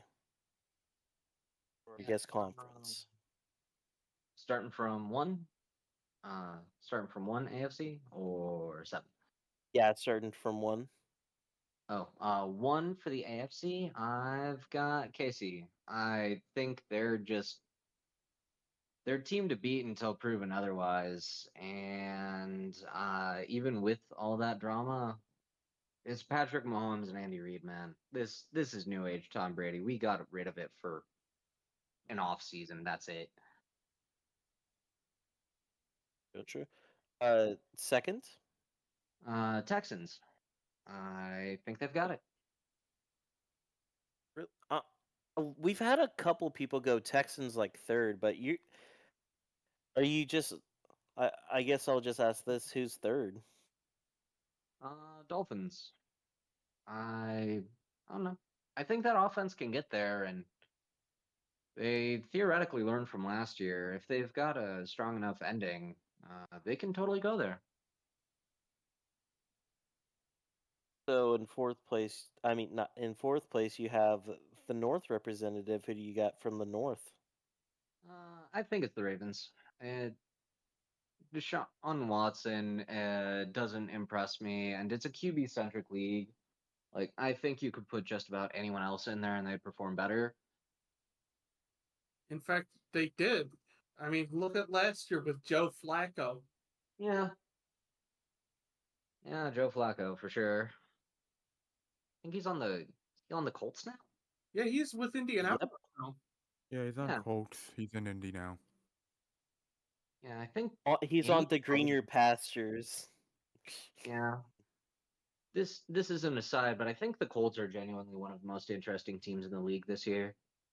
Just with the question mark that is Anthony Richardson. Yeah, that's why I have him as a fifth seed, regardless of who's quarterbacking. Oh, that's not my fifth seed. My fifth seed is the Bengals. Oh, his Gotcha. fifth seed is the Bengals. Yeah, I What's just wanted to what- sidebar about the Colts really quick because I think they're an interesting team. That's Um, reasonable. Yeah. Have Who you the got playoff. sixth seed? Homer pick Jaguars. I mean, I like they're tooled for T-Law's deep ball, which is his best thing, and there has to be no way that the receivers can drop nearly as many passes they did last year, right? Right? I mean, you at least have Brian Thomas Jr., which is once again, I feel like I have to bring up the weirdest pick Nickman has ever gotten right when it comes to predicting drafting. Yeah, I know.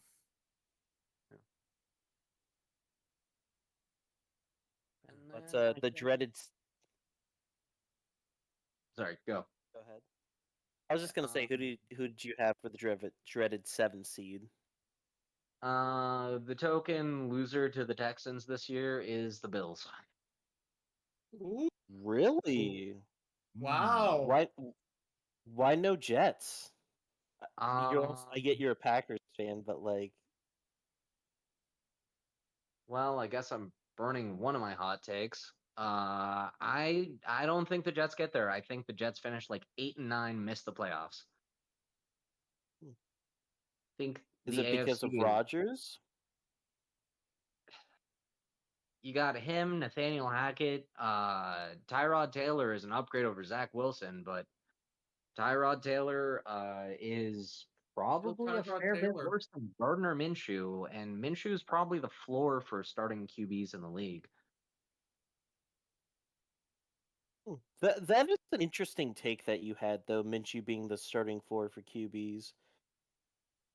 Well, So I mean, you know what you've got with Minshew. I mean, even if Bryce Young is arguably the worst starting quarterback in the league, I think if you put him in like the Colts situation, he might have developed better.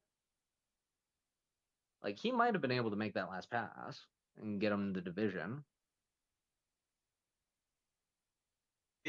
that's reasonable. That's reasonable. Yeah. But moving to the AFC to the NFC, who do you got winning the conference for the NFC? Surprisingly, I've got the Lions. I think it's just that the NFC West feels a little too at least 500. So I think the 49ers dropped just one or too many divisional games. That's interesting. I'm Yeah. surprised you didn't. I'll save it. I'll save it for later because I figure they'll come up. Who do you got second? 49ers. I mean they're probably losing a couple games, but I still think they're probably one of the most complete teams in the league. What about third? Eagles. The NFC East hasn't seen a back-to-back division winner in over a decade, roughly two. I expect that trend to continue, and I don't think the Commanders are competing. And you saw my opinion on the Giants. Right.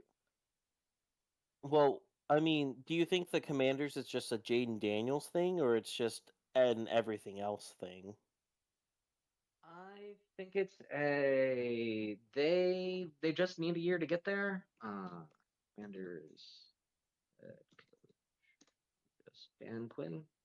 Not the most inspiring hire, but eh, I'll probably get by.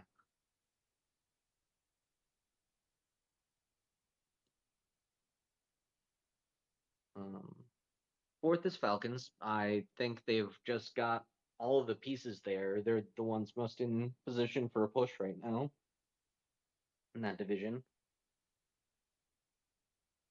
Um, And- all right. So if you want to talk Packers, they're fifth. I think the Agreed. Lions just win a couple more games. Like the Packers could easily go like 11-6, and they still wind up in the fifth seed just because of how the NFL playoff system works. I Mhm. think they're I think they're better than last year. They've Yeah. certainly got more talent there. It's just there is expectation now, and our running game concerns me, especially now that AJ Dillon is out for the year. I'm not too Yeah, that sure was a how Josh Jacobs specifically fares as a short down back. That was my biggest problem with seeing Aaron Jones go. Especially with yeah. Well, how, um, especially with how often Josh Jacobs, it feels like he's been getting injured a lot.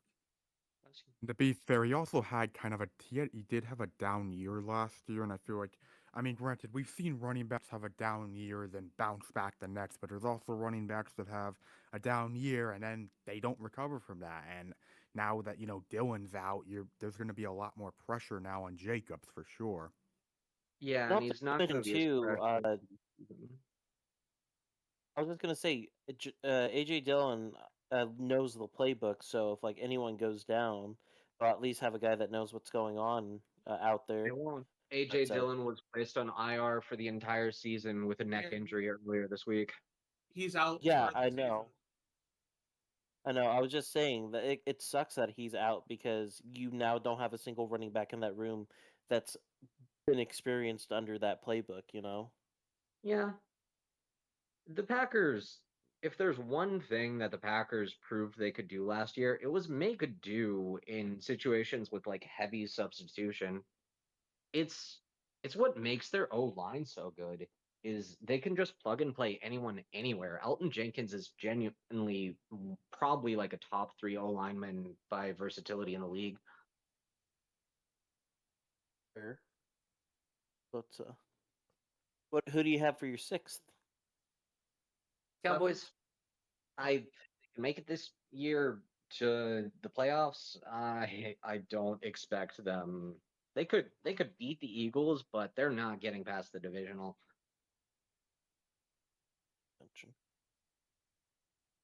Who you And got for the who you got for the seed that shouldn't exist?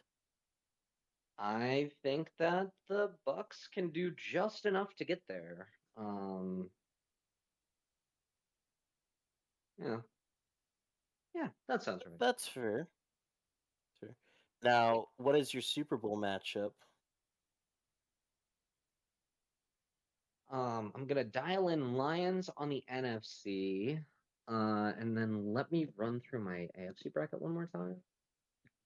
All good.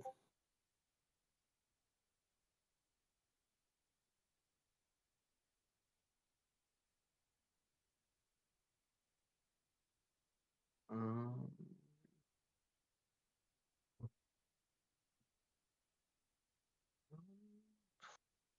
I think it could be the Bengals, honestly. Ooh, interesting. I that's a who do you think wins? Um, I I honestly think Bengals. I think that the Lions feel like a weirdly inconsistent team no matter how stacked they were. Like, I think they can get to the Super Bowl, but I think they might need to lose in the Super Bowl before they win. Part of it's always the refs find new ways to screw over the Lions and curses and all that, but That's fair. Who do you got for MVP for this season? season or Super Bowl? Super Bowl. Oh, Super Bowl, my bad. I think it's just the quarterback of the winning team, so it's got to be Joey B. Joe Shiesty. Lastly, any hot takes that you'd like to share? Well, I already shared Jets 8 and 9, so I'll give you a Packers one. I think that Christian Watson, even if he's healthy, isn't going to make it as the Packers wide receiver one this year due to a lack of existing chemistry with Jordan Love. We're going to see Jaden Reed as if the Packers break a 1,000-yard receiver, it's him. That's reasonable. But well, thank you for preaching to us. We take your gospel and read it closely. Thanks for joining, man. As always, it's a pleasure to talk to you whenever you're around. Yeah, even if you Well, we're are back cheesed in up. Sunday. I suppose. Yeah. Enjoy the rest of your nights. Have a uh, pet your cats for me, please, because they look cute. All right, will do. See you around, man. See ya. Man. We have one last guest to join us. He is actually in the green room, and he's actually a person that I didn't talk to join at all. So this will at least be fun. Can we welcome? He was here for our NFC South preview. Welcome, Valente. I Taegan, do you want to jot? Sorry. Taegan, do you want to jot down his picks? I thought Nick was doing that. Oh wait. We'll go back. Yeah. That's okay. Thanks. Yeah. Cool. Yeah, you did. Yeah, the picks are there. The picks are. Yeah, no, all I there. entered the last one, but I want to say like whoever's doing it next, because Okay. Oh, that's Valente. yeah, I'm just communicating. That's the next. Yeah, I know. Just communicating with someone Gotcha. just who pays more better attention than me writes it down. That's just all. Because I wrote down the last one. Okay. Okay, give it up for Valente. Yes. Hi. Hey, Valente. I don't think we've met the two of us. I'm Carsausage. I'm the resident Michigander, and unfortunately Vikings fan. Oh wow, damn, that's sad. Yeah, I know. I mean, it could be worse. You could be a Saints fan. Anywho. No, yeah, I was about to say it could be worse. Yeah, I mean, Yeah, big sideline touchdown, unbelievable Vikings win it. Yada yada yada. Yeah. Blah blah blah blah blah. I mean, it You could, don't I know mean, how many genuinely times could be I've seen worse. just today. I mean, to be fair, you could also be forced to watch Derek Carr for 17 games this year instead of Spencer Rattler for 17 games this year. Oh yeah, it's gonna hurt me every time I see Derek Carr get a start, but it's all right. But like, you know what the funny thing is that like I was like, even though Rattler's a 5th round pick, right? He's someone that could actually be a starter. Like his ceiling could be starting potential. You found that in the 5th round, which is. Yeah, I'm not gonna be honest. I'm gonna be honest. It's not that impressive considering that if you think that he was a way better talent than what the experts were giving him in terms of you know draft projection, because everyone really looks at that QB1 show that he did in high school, and they kind of judge his character based off of that, because there's really not much else to go off of besides when he was a 17-year-old kid as character. But I mean, other than the QB1 show and then what happened at Oklahoma where he left, a lot of people like to say he's a quitter. But, I mean, think about it. If you're going to be a backup, you go from being the #1 high school player to being like a surefire starter at a powerhouse college, a Power 5 school. You're not going to back someone else up, you're gonna try and get out of there and make a way for yourself. Yeah. Right. You know, if he didn't leave Oklahoma, he probably wouldn't be. He probably wouldn't have even got drafted. Yeah, For being probably honest. won't. Well, now that you're here, I don't think I've ran you through the rules, but let's quickly do it. So first, we're gonna ask for your bottom 5 teams. So we start from your 5th worst team to your the winner of the first overall pick. So who do you have with the 5th worst team that lead next year? Fifth worst. Yep. Well, like Carsausage said, he's a Vikings fan, and if a lot of the injuries, a couple of injuries, a couple of situations didn't happen, I wouldn't even have the Vikings nowhere near where they're at right now. But you got Sam Darnold at QB. You're pretty much forced to sit JJ McCarthy the entire year, so you're stuck with either Jaron Hall or JJ McCarthy. Update on that. Jaron Hall has been cut. We are now our QB1 is Sam Darnold. Our QB2 is Nick Mullins, and our QB3 is Brett Rippon. I don't know if that's any better. I just figured I'd let you know. Yeah. I'm gonna say my fifth overall pick is the Vikings, just because of how injury luck has already played out for them. Right. Fair enough. I get that, even as a purple people eater myself. Well, who is not worse than the Vikings? Or well, who is worse than the Vikings, I guess? At the 4, I'm gonna go with the Giants. It's pretty much obvious that Daniel Jones is not their guy, and I don't think they're gonna tank. I just think he's gonna be that bad. His O-line is still horrible. His defense, I think, got worse outside of the Brian Burns trade. He still doesn't have no real weapon outside of Malik Neighbors. Again, that's a rookie. I highly doubt a rookie's going to carry you to big things, especially a receiver at that. And then I know Brian Daboll's a good coach and all, and it's going to sound a little ass backwards whenever of why I put the Vikings in there and why the Giants are in there, but I always like to say a good head coach can keep you out of top 5 pick contention, but I just think their situations are too similar in terms of roster. Well, QB, and then the Giants have a horrible roster.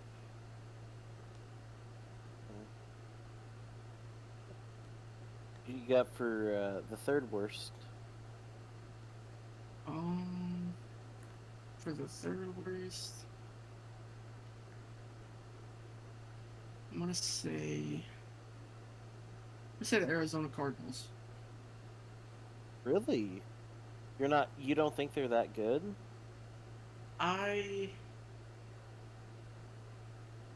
It's hard for me to explain it. I could tell you exactly why, but I don't think that Kyler's gonna be his former self, if you will. And I don't think Jonathan Gannon's that guy. I don't know. Yeah. I think Gannon's good. I think he's a perfectly fine, coordinator, but there's just some teams that can't, turn a coordinator into a good head coach. Dennis Allen, perfect example. I thought Marv was a good pickup. I think their future is really bright if they can, put together a good draft next year. Because don't they have the Texans' first round pick next year, I think? might have been. It might have been either this year or last year. I don't remember. The Arizona Cardinals future draft pick. I think it may have been. Wait, yeah, it was 2024. They had the Texans pick. Who did they pick with that again?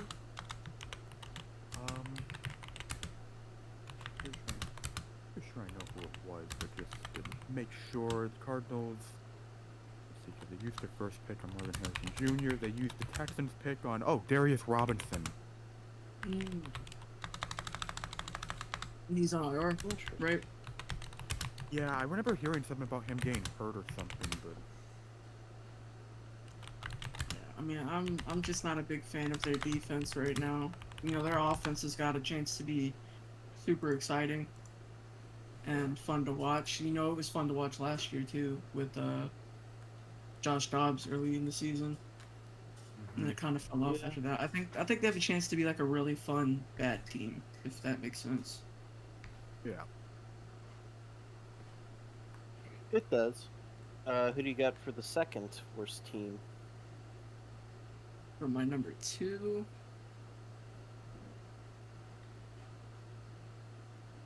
I'm gonna say the Panthers. Hmm. I think they have, This will- but their defense, you know, while it's revamped, I think it's a little worse than last year. Their offensive line's better, so Bryce Young, I'd say, has no excuses, you know, going into this year. But it was really hard for me to get behind Bryce Young after the first year because, you know, even though he had a bad offensive line and he showed some flashes, he showed some very shaky stuff as well. And him being as small as he is, I had to see him jump, like, to throw sometimes. It was weird. Like, he would hop a little, and it didn't sit right for me. I mean, technically Bryce Young is a rookie quarterback this year because the Panthers weren't a team last year. That's how bad their roster was. I mean, that's fair, but he played a year also. Just like That's true. he's pretty much playing a rookie year, but also like he knows what it's like to, you know, fail, I guess. Yeah, like he knows what it's like to suffer as a starting NFL quarterback. Basically, he's got enough games to experience what that feels like. Now it's more just like, okay, can I find a way to like not go out there and find a way to not be guaranteed suffering every Sunday? Yeah. And then also, it's hard for me to really give, you know, a good record to a team that won just 2 games. It's You know fair. what I'm saying? So it's kind of hard to, you know, really look at them and give them anything better than someone top 5. Right. Well, who's the worst team then? Patriots.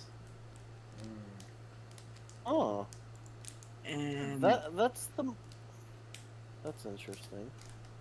the reason I say this is because Gerard Mayo has, I believe, this is his first year as a coordinator, coach, anything, period, right? Yeah, maybe he might have been a special teams coordinator. I Like work don't with the think- team, but this is his first year. Obviously, first year as like a full-on head coach. Yeah. So, Gerard Mayo has never called plays before. He's never coached anything more than a position. He was the inside linebackers coach for the last 4 years. But not only that, I'm a big Drake May enthusiast. And when he said that Drake May was the second best quarterback on their team, I kind of lost hope. So now you got Jacoby Brissett leading your offense. You gave up your best edge rusher. Your defense is. Let me look at this just to make sure I'm not. Well, to be fair, Jacoby Brissett isn't a bad like bridge quarterback. He's one of the better ones, better than Minshew, probably. Yeah, I mean that's kind of. I mean, my thing is, it's more just like, I feel like with that question, it's like, he probably had an answer in mind. It's just the way he said it and the way he phrased it. It came off very awkward, in my opinion. Yeah. Yeah. Personally, if you're, drafting a quarterback number 3 and you just shoot him down like that, it's kind of hard for me to understand it. But I mean, there's no true wide receiver 1 on this team. Their tight end is old, not old, but washed, I would say. And their offensive line is very shaky, and then their defense is not getting any better. They have Keon White starting now, who, if I'm wrong, or if I'm not wrong, I don't think he played too much last season. So they have Keon White stepping in for Matthew Judon. Or that might be Anthony Jennings stepping in for Matthew Judon. Either way, one of them. Like, the defense got worse after they traded Judon. Judon was kind of like the glue that was holding that together. So yeah, I have them That's at fair. number 1. Okay. Now it's time for your playoff seeding. If you could, since this one's a little bit longer, just a little bit, speed it up a little bit. First, we have the AFC. For the first, for the top pick, not pick. Why am I saying pick? For the top seed in the AFC, who do you got? I'm gonna say the Texans. I really like their roster.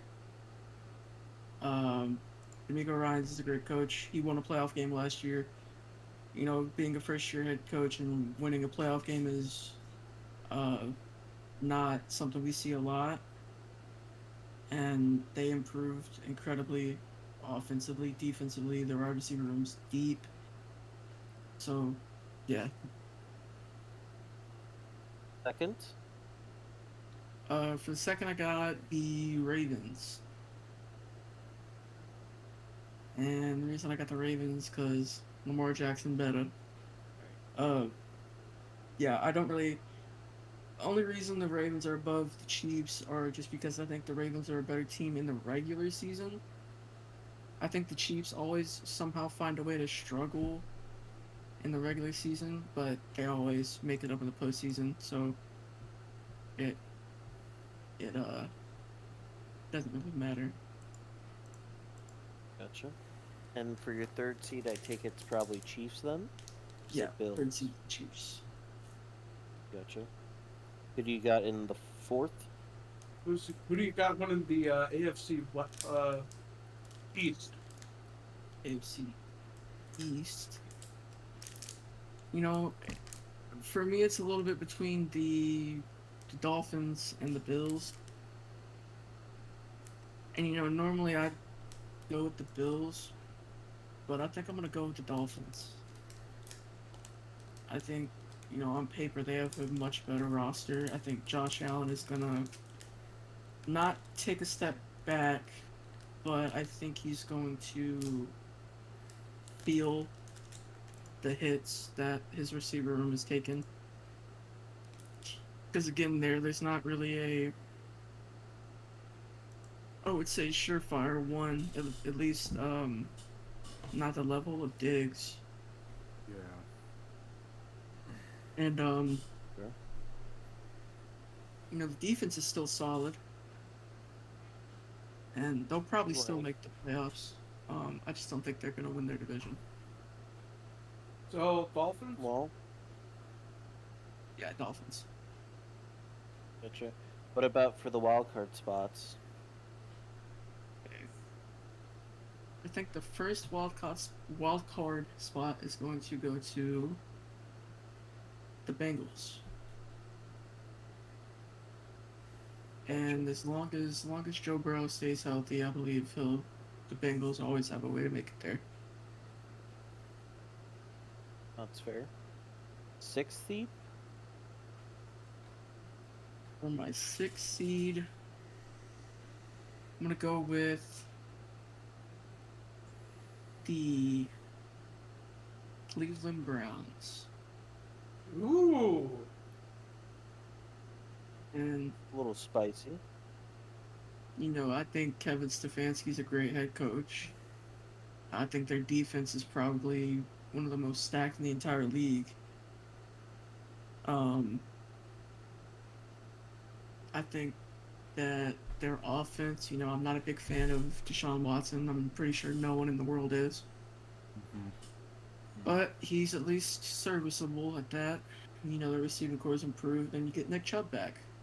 I mean, even without Nick Chubb, they were still doing pretty good. I mean, freaking hey, let's get chubby with it. Forget I said that. All right. Fucking what? Fucking what? To quickly save Spencer from this, who do you have as the seed that shouldn't exist, aka the 7th seed? Well, this is a hot take considering I've looked at the video and nobody's picked this team. But I'm gonna say the Titans. Woo! All right. And the reason I say this is their roster is incredibly different than it was last year. So their two starting corners were Trey Avery and I can't even remember the other one. Caleb Bartley, I want to say. No, Caleb Bartley was out the entire year. And he's cut now too. So even if he was that, Chidobe Awuzie, you bring him over from Cincinnati. He's already a lot better. Willie Snead. Oh, L'Jarius Sneed. L'Jarius Sneed as well. L'Jarius. Yeah. L'Jarius Sneed is, I would say, a top 10 corner in the NFL, right? Yeah. Yeah. Probably top 5. Yeah. I mean, I'm just, I didn't want to make myself seem a little too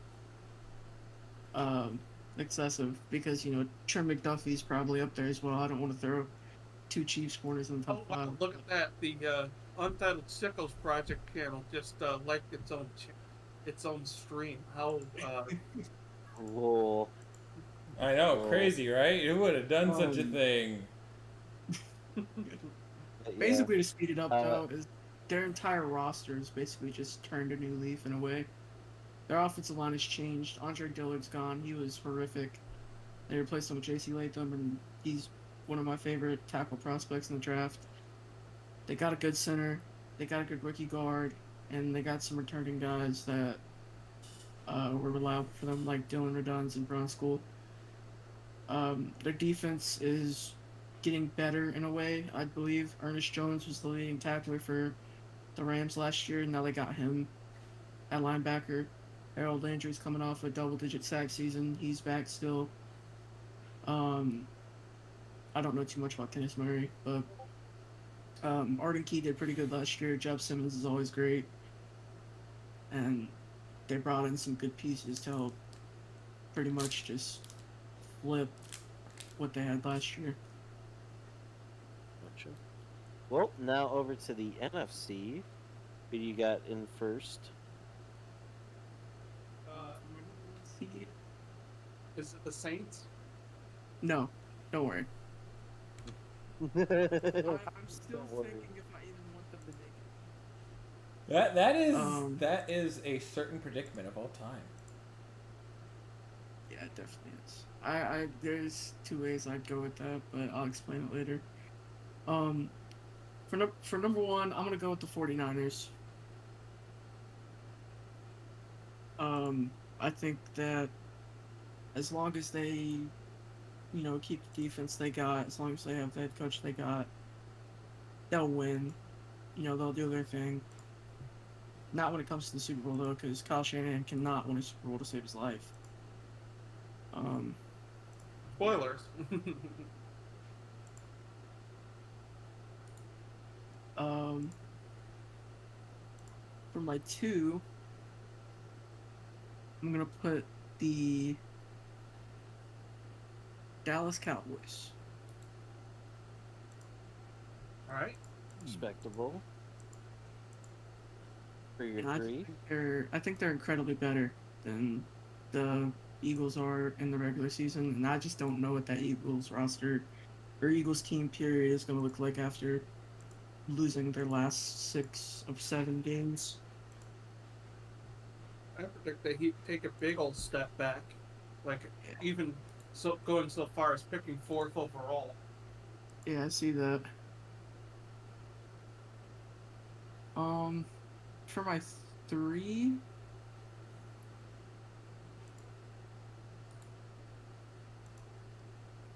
the Lions. And I went back and forth between Bears, Lions, and Packers. So I think they're all, they all have their argument to win that division. And I just think the Lions have been there before. I don't think Eberflus is the worst coach for the Bears, but I also don't think he's gonna, go from a 7-win team to like a 12, 13-win team in 1 year. And then the Packers, I just think their ceiling is 11 wins, but the Lions, I could see them winning 13 games. I could see the top 3 seeds in the NFC being all 13-plus winners in a way. It's obviously not going to play out like that, but all of them have 13-win ceilings, in my opinion. Sure. And in the South, it's going to pain me to say this. I'll say it for you. Go ahead. I don't want to say it. You picked the Atlanta Falcons. I do. Ooh. Oh. Ooh. You hate to see it. That's gut wrenching, man. Like Falcons, like you're told to hate them. Yeah, but I gotta You're be not real. gonna hate them as much as we hate the Packers over here. Yeah, I know. And look, I'd love to be proven wrong here, but they've made huge steps defensively. I think Ryan Nielsen's still their defensive coordinator. I got nothing bad to say about him. He was pretty good for us. I really hope. What's that? Sorry to interrupt. I'm just checking, but actually no, he's not the defensive coordinator anymore. I think he became the defensive coordinator of. Oh yeah, he became the defensive coordinator of the Jaguars. Oh. Who's their defensive coordinator now? Now it is now the Falcons defensive coordinator. Granted, I have a feeling Morris might be calling plays, but their defensive coordinator is Jimmy Lake, which as a college football fan, I know him for not so great reasons. Okay. Let's hope Raheem Morris doesn't catch COVID. Because that'll be a bad game. Yeah. Wait a second. TJ Yates is their quarterback coach? No kidding. Yeah. Who's that? I'm sorry. TJ Yates is Houston Texans quarterback who was kind of known for a few years as the Bengals killer. Oh. The Bengals killer as in the one who made the Bengals bad, or the one that just beat their ass? The one that consistently beat them in the playoffs for no good reason. Oh. Well, Look, I don't think Kirk is gonna be the same quarterback he's been recently, but I think he's by far the best quarterback in the division. And that doesn't really I say don't much. know. There's an But argument that Baker's better. if I'm going purely off of last season, I'll say Baker's better, but I'm having trouble saying he's better just because Dave Canales is quarterback whisperer junior in a way, and he revived both Baker and Gino's career. And I just don't know if I don't know if Baker's going to sustain that because he's had good years before, but it's always been followed up by a really you know shaky setback in a way. So That's fair. Well, to your wild card spots, who do you got? for my number 5, I'm going to go with the Packers. And I thought the Packers defense last year was getting worse towards the end of the year. I mean, y'all probably watch them more than me, Yeah, just because they're in the division. their linebackers are still problematic after all these years. Yeah, but a lot of the reason I diagnosed it, or how I diagnosed it, was Joe Barry was horrid of the coordinator. I'm sorry, I'm burping. Joe Barry was a terrorist of a defensive coordinator. Um, so I think that they should get better. I don't even remember who they brought in, but I do know. Boston College's head coach at the time. I still Jeff I believe. Headley or something. I remember that Drew Moggery made the joke about it being, oh, it sounds like the guy who wrote it sounds like the guy from Diary of a Wimpy Kid. Yeah, Jeff Halfley, that's their defensive coordinator now. Yeah.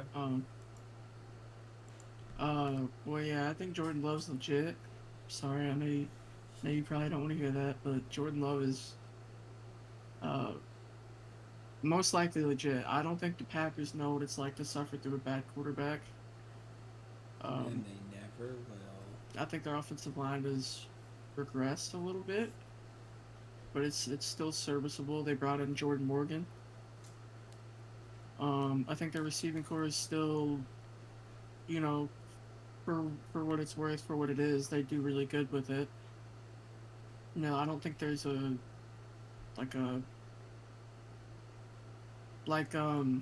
sorry, what was his name? K-Man? Is K-Man K-Man?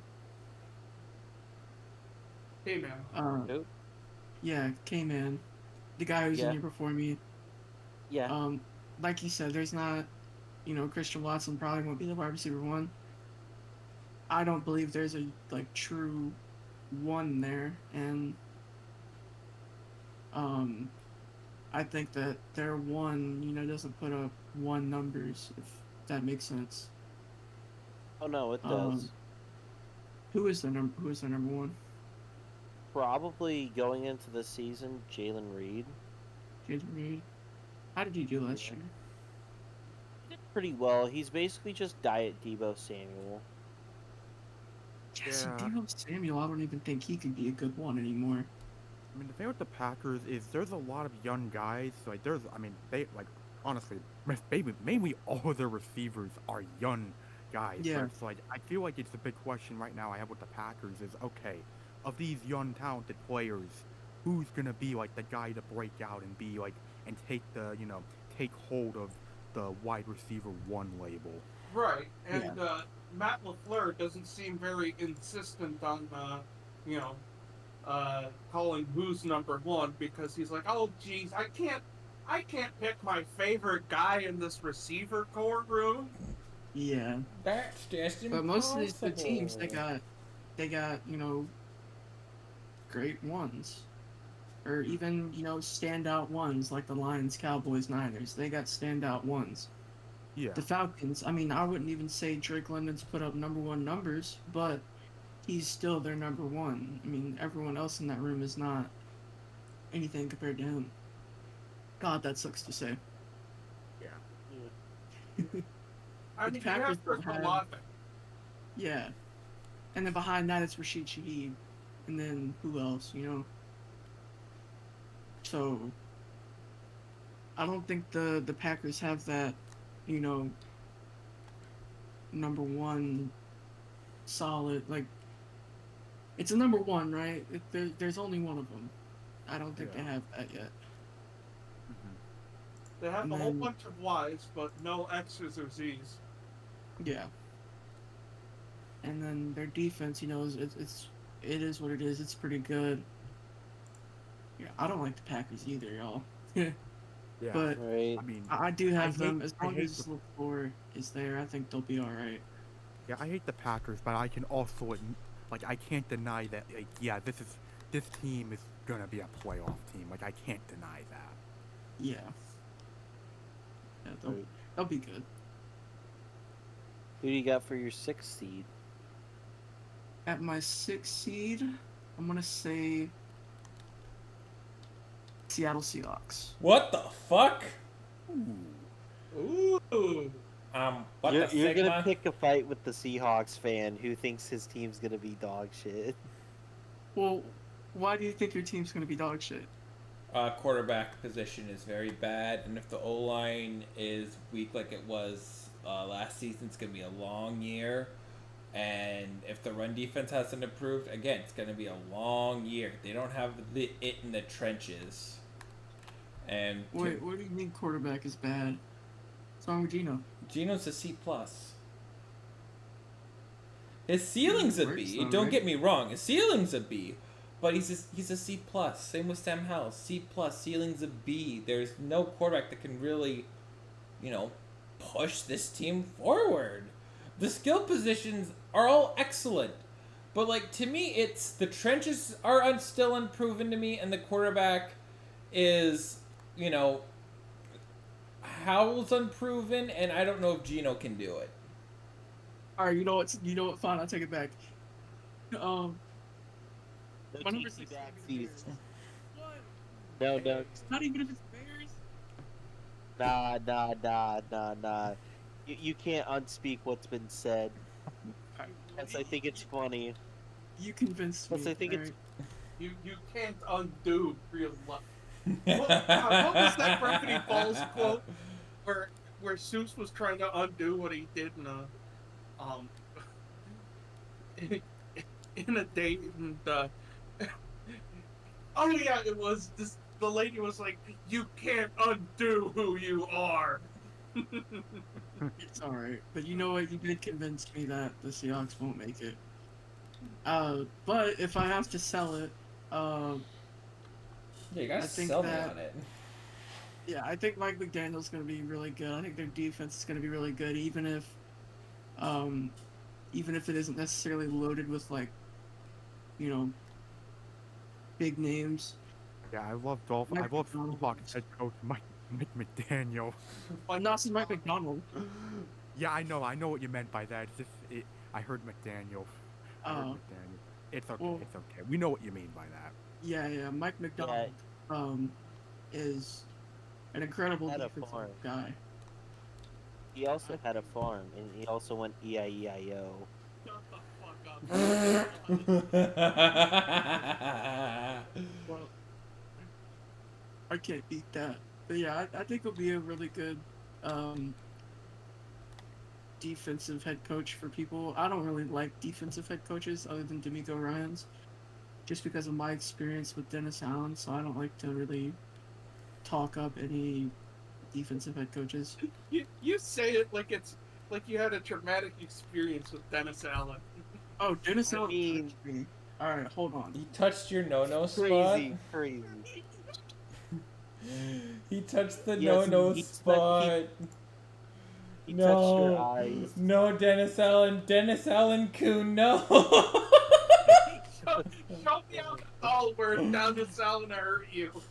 Point to the doll. Where did Dennis Allen hurt you?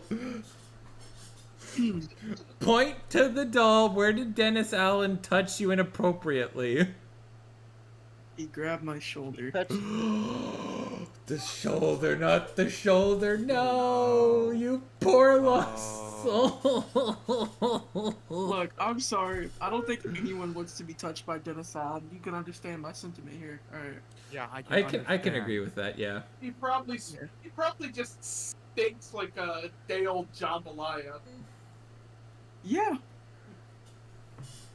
I think this is a Curious think Dennis question: Allen, how many you know, this- Colts? How many times in the middle of the night have you went up to cold sweats knowing that Dennis Allen is still your head coach? I had a dream last year.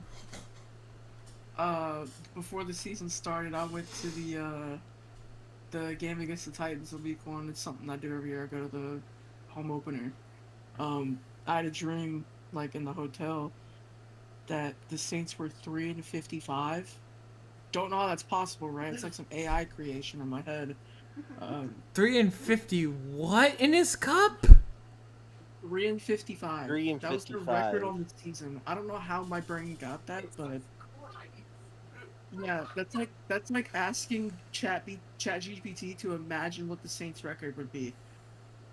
But it came up with some bullshit like 3-55, and Derek Carr lost 219-7 with a touchdown and 19 interceptions. No, don't score again. was bad. No, not again. No, not again. This is before I knew Derek Carr was bad, by the way. I pre-ordered a Derek Carr jersey. I was Derek Carr. all in on Derek Carr. Stop This throwing was interception, all Derek his Carr. fault, No, Pete Carmichael. No, not another 4-yard play again. No. Another Alvin Kamara suspension. No. Now Mike Thomas Oh being no, on Michael the- Thomas is on this Mike team Thomas- again, and he decided he doesn't want to play at all, but we still have him on the roster. No. You want to know what's funny to me? I love Michael Thomas, right? And I'll never hate that man unless he's a Falcon. But it was funny to me because Michael Thomas found a way to not play week 1 while still not being signed. I find that It's just funny. unironically like the funniest part of all of this, of like all the Michael Thomas saga. Like what this man has been able, like the freaking nonsense that he's been able to pull off in his career is probably, I just find it just like one of the biggest jokes of all time. For me, it's the fact that he looks like Squidward's house. Alright, I can't let y'all talk about my goat like this, though. Squidward's what the You know what? I think with how this is trending, I think you might be time to get to the 7th seed. Yeah. We're gonna talk about vasectomies at You know some what? point. Oh, my like earlier, I said I was debating whether or not I wanted them in. And Okay, fair enough. but just for the hell of it, I am willing to talk Saints, so I'm going to talk the Saints a little bit. I'm putting the Saints at 7. Okay. This may be the most inaccurate NFC playoff ever, but I'm putting them in there. I don't care. All right, you know, it can't be any more inaccurate than me being like, "Fuck it, I have the Cardinals winning the NFC West." Yeah, I was looking down and I saw the Cardinals win the Super Bowl. Like, oh, okay, you know what? I could just spitball here and I won't be that bad. I mean, to be fair, for some strange reason, last year I had Seahawks and Jags in the Super Bowl, so you know what? We're all we're all huffing paint here. But Gino's I mean- bad, right? Yeah, he's bad. I now know that he doesn't really do much. Yeah, he didn't make the Super Bowl, so now he's C+. Yeah.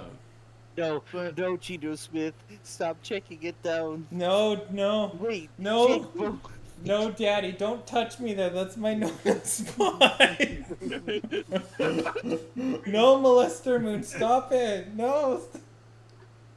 Now I'm just gonna explain why I have the Saints at 7. I'm gonna sell it.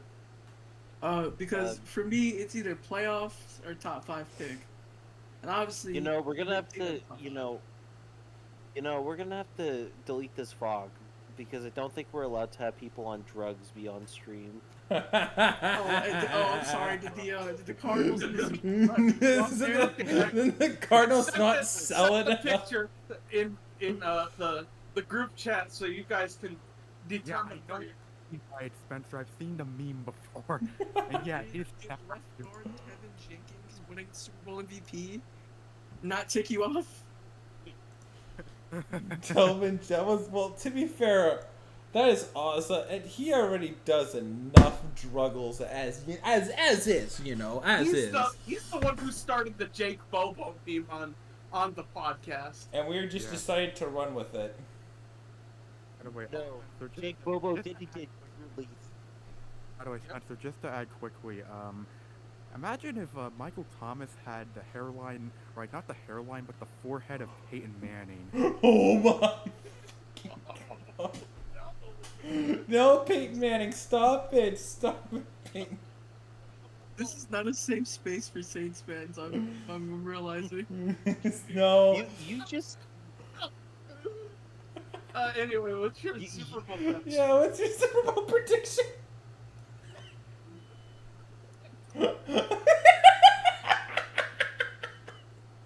They broke, guys. They broke. Okay. Hey, we're masters at talking like fucking dipshits.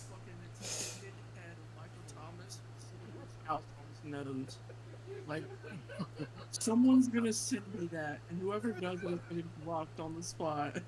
They're gonna get fucking bonked. Holy shit. Oh god. I love how this is happening now because I brought up Peyton Manning's forehead. Well, to be fair, we can go off the rails. You just have to name any noun, and then we'll find a way to make it degenerate and appropriate, and most importantly, unintelligibly stupid. Oh, and also you forgot the other one about Michael Thomas. He's gonna find his way on an NFL roster and be able to play all the games without doing anything.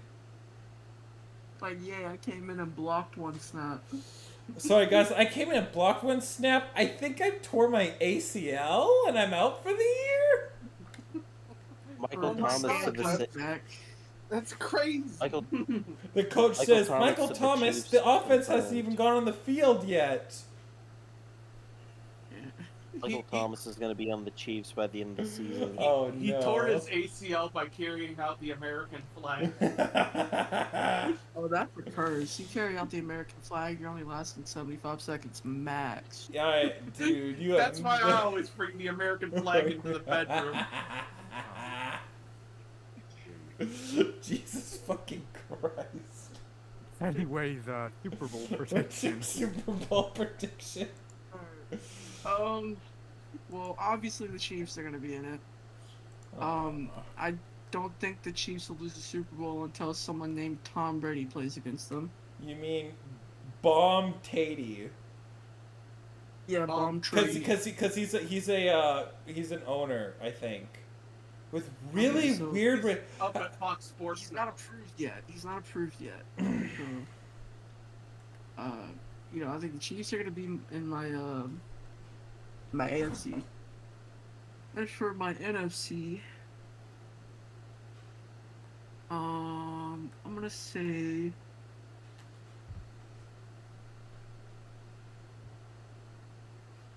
I really don't want to say the 49ers just because I don't think they're gonna make it again. Don't want to say the Cowboys because I don't want those fans to, you know, wet their britches. And you know, fuck it, I'll say the Lions. I'll say the Lions make the Super Bowl there. Who wins the Super Bowl? And the Chiefs are gonna win it because until they lose to someone other than someone with the last name Brady, they're not gonna lose. Alright, and who do you have as the MVP for the Super Bowl? Super Bowl MVP is gonna be Juan Thornhill. Ooh. And just one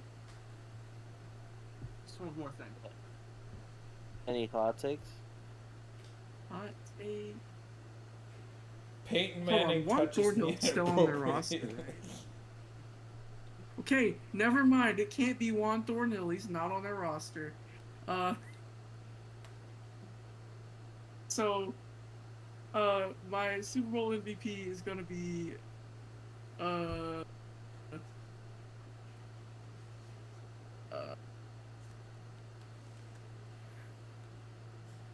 Xavier Worthy. Man, You know what? I That's just- fair. man, go I just fast. don't want it to be Patrick Mahomes. Alright, your NFL hot take? Okay. I just got a DM that said Michael Thomas's Michael Thomas looked like Squidward's house. Okay, anyway. That's beautiful. That's freaking beautiful, you know? A hot take. I'm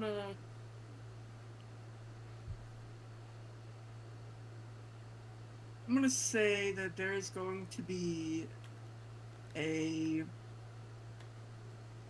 This is gonna sound weird, but I'll explain it. There's going to be some defensive lineman, some defensive player that has 10 sacks split between two teams.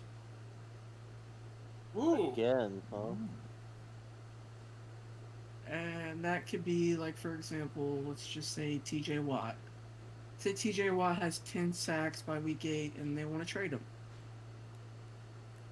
They trade him, and he'll rack up another 10 sacks wherever he goes. It could be whoever. Snap. But TJ Watt's just the example. Gets traded at the deadline. Ooh. It's just an example. I'm Yeah, it's just, an Not example. TJ Watt. It could be yeah, fucking.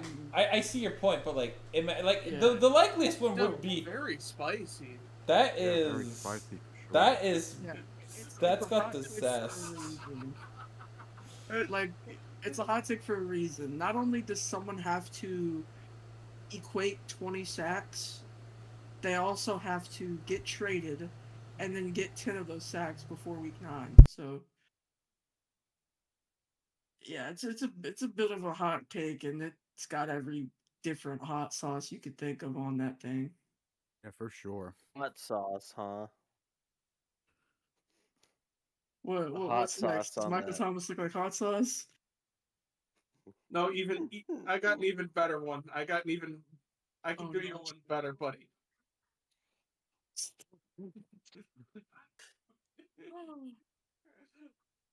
Oh my god. Yeah, I got the same DM, by the way, from I got the same DM from Stat Muse from Chicago Muse. Yeah, no, okay, look, I don't know if y'all are Photoshop experts, but if you can turn Michael Thomas's forehead into Peyton Manning's size, and then put Squidward's house on his nose, I will make that my profile picture. Oh my I will make that my profile picture for the 2020. Let's go. I'll say this right now. It will be my profile picture for the entire 2024 season. I promise. Oh my god, please. Oh Yes. my god. On Twitter, on Discord, everything. I swear. Oh Well, my not- god. Twitter, Discord, Looks like I need to get to work, man. yeah, if you could size Michael Thomas's forehead to look like Peyton Manning's, and then put Squidward's house on his nose, I will make that my profile picture. For the entire 2024 season, I promise. Oh god. Yes. We did it, folks. We did it. We We did it, Reddit. did it. This is just a sacrifice I have to make for content. You know what? Yeah, and then your next video goes, thanks a lot to these assholes here at the Untitled Sickos Project for making me do this. Thanks a lot, you fucking dicks. Dude, you don't know how many times I'm probably gonna get called racist or fake Saints fan for having that profile picture. I mean, but it's like in a way, it's Michael Thomas, so they have to understand. Oh no, like 80% of Saints fans are like, if you talk shit about Michael Thomas, you're not a Saints fan no more. The other 20% hate him. Here's my thing. Like, Michael Thomas had one good year, like, right? And like after his like really good year, he hasn't done anything. It's okay, so they understand that, and I understand that too. But it's the one really good fucking year that he had that sticks with us forever. I mean, Because, I'd like, say, let's be honest. I don't think there's ever going to be a Saints receiver that's going to break that record. Yeah. Yeah. There'll never be another receiver that probably breaks that record. I don't think that I mean, even with the extra game, I don't think any receiver is going to get close to 149 receptions. So. Even I if mean, he did only catch slants. People will get close, but okay. I mean, watching Michael Thomas in 2018 and 2019 especially, yeah, he was definitely built different those years, which honestly makes what happened in the 2020s a lot more spectacular. Yeah. You make it sound like you're so old when you say that, Nick. Yeah, I know. Back in my day, Michael Thomas used to be a beast. Yeah, I'm gonna tell my grandkids about Michael Thomas. Yeah. Guard Mike until you meet Xavier Rhodes.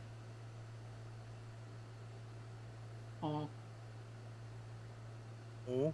I just remember Xavier Rhodes in that Saints Vikings game completely locking Michael Thomas down, even though he was very old.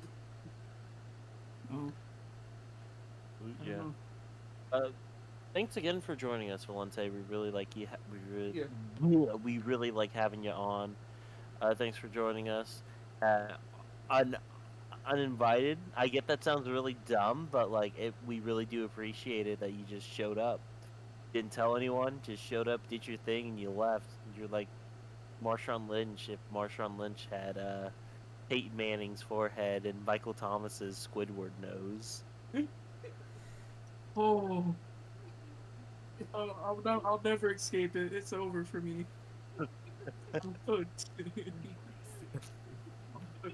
It's gonna be an everyday thing.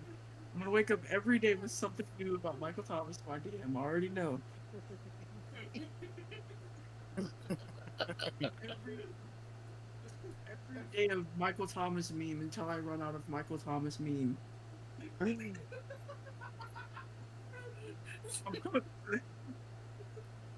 It's over. You're gonna go to sleep tonight and you're just gonna see Squidward's house. You know how like you go to sleep and see things with your eyes closed, but it's kind of like you can see things in that dark. Yeah. It's gonna be Michael Thomas with the Squidward nose.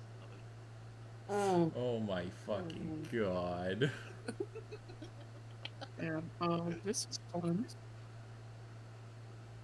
You know, this was fun, but I don't think that I'm gonna be having very much fun when I wake up in the morning. But it's all right. It's okay. We understand the cold sweats you're going to be waking up to when you realize Dennis Allen is still your head coach. Yeah, you're gonna have to deal with that. Dennis Allen. Dennis No, Allen. no, Dennis Allen, stop it. I don't want to be. No. Dennis Allen. Don't sign Ian Book again. No, I don't want to see Ian Book. No, stop it. I dead ass cried I think it was week 17 when they said it. When it was a big thing about is Dennis Allen coming back or not. I dead ass cried whenever I saw Ian Rappaport say that he's expected to retain his job. I'm not even lying. No, I really Ian thought Rappaport, I don't want him to retain his job. No. They were testing my patience, my fandom, all of that. Not my fandom, because you know I'm with them right or die, but they were testing my patience. Oh, have you seen that one dude who like calls into Saints Radio who sounds exactly like Carl from Aqua Teen Hunger Force? I've not. Oh my god. I have to send a link to this absolute legend. Please do. I gotta see this. Oh! Yeah, I know this guy, but I've never seen this. Yeah.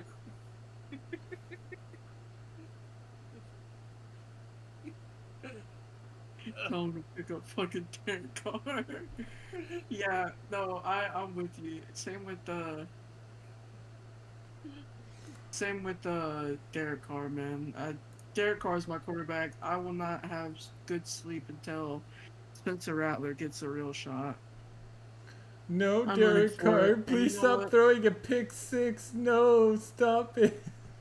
Hey, he threw one pick. Actually, threw two. He threw 2 pick sixes. Do you know what I would like to see, like, at some point with whatever, if you ever were to do something for the channel, can you just wake up with just like a freaking cold sweat thing when you like, if the same, like, it's the same since like one of those like really just gut wrenchingly bad years.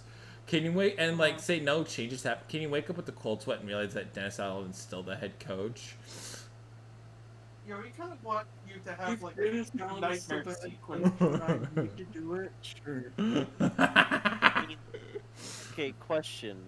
Who was worse, Andy Dalton or Derek Carr? Oh, that's Okay. All right. You have a lot of people trying to tell you that Derek Carr was worse, but they were like the same, and that's already bad. I would say Derek Carr's slightly better, but they weren't much different. Andy constantly missed open guys. He'd throw dangerous balls. balls. Sorry. He had a better control of what the offense looked like. He had a better understanding of it too. But I mean, when you're moving around like Andy Dalton does, it's kind of easy to get used to something like that. But it took Carr forever. But Andy Dalton, stepped in week 4 against the Vikings and he looked pretty good. Even though he didn't win, he still looked pretty decent most of the times that he played. Except it took Carr 8 weeks before he put up like a really good game. Main thing I remember from the Andy Dalton reign was that god awful performance he had on Thursday night against the Cardinals. Yeah, against the Cardinals. Yeah. That was horrible. He threw some of the worst balls I've ever seen in my life. Hot balls. Balls. What's up? Hey, Valente, I got some. At least there's this. Derek Carr will be your quarterback for the next 2 more years. No, By the Derek time Carr. Derek Carr is done with his contract, he'll be 35 years old. That's great. He's still younger than Kirk Cousins and Michael Penix. Damn. Obviously, I know he's not younger than Michael Penix, but Michael Penix is like pushing 45 right now. Yeah, I know. Yeah. He's pushing 55. He's almost as old as rookie Velus Jones. He almost as old as former president, soon to be former President Joe Biden. He's that old. Yeah. Michael Penix is the first guy to fall up a flight of stairs. Michael Penis was there when sliced bread was invented. Mm-hmm. Yeah, Michael Penix still owes George Washington money. Yeah. Oh, dude, that's Here, fucking wild. this isn't just off the rails. This isn't off the rails. This is just off the. This is off the microwave. We're just saying. The microwave has been thrown out the window. We've been exposed to high levels of radiation. Yeah, we're just Now saying English words at this point. We're just shit posting at this point. Yeah, I'm pretty sure. I think that's a good indication that we might want to either call it soon or talk about how Michael Penix was. Yeah, we gotta get some things. Well, we gotta wrap that. Anyway, thank you, Valente, for joining us, and just remember, if it's cold sweats, please see a therapist. Oh, yeah, I already have a therapist, dog. You think I am ready? Right. I should look to getting one soon. And I'll see what I can do about Peyton Thomas Squidward. Peyton Thomas Squidward. Yeah. Peyton. Yeah, I appreciate y'all for letting me join this. No problem, man. You have yourself a good one. No problem. Good night. Good night. So vasectomies, am I right? Oh god. Oh, here. Always remember that Michael Penix created metaphors. All right. Dennis Allen likes to apologize to the Falcons. Dennis Allen, no. But Dennis Stop. Allen low-key roasted the Falcons because Dennis Allen said he doesn't know what a metaphor is. That just means he doesn't associate with Michael Penis.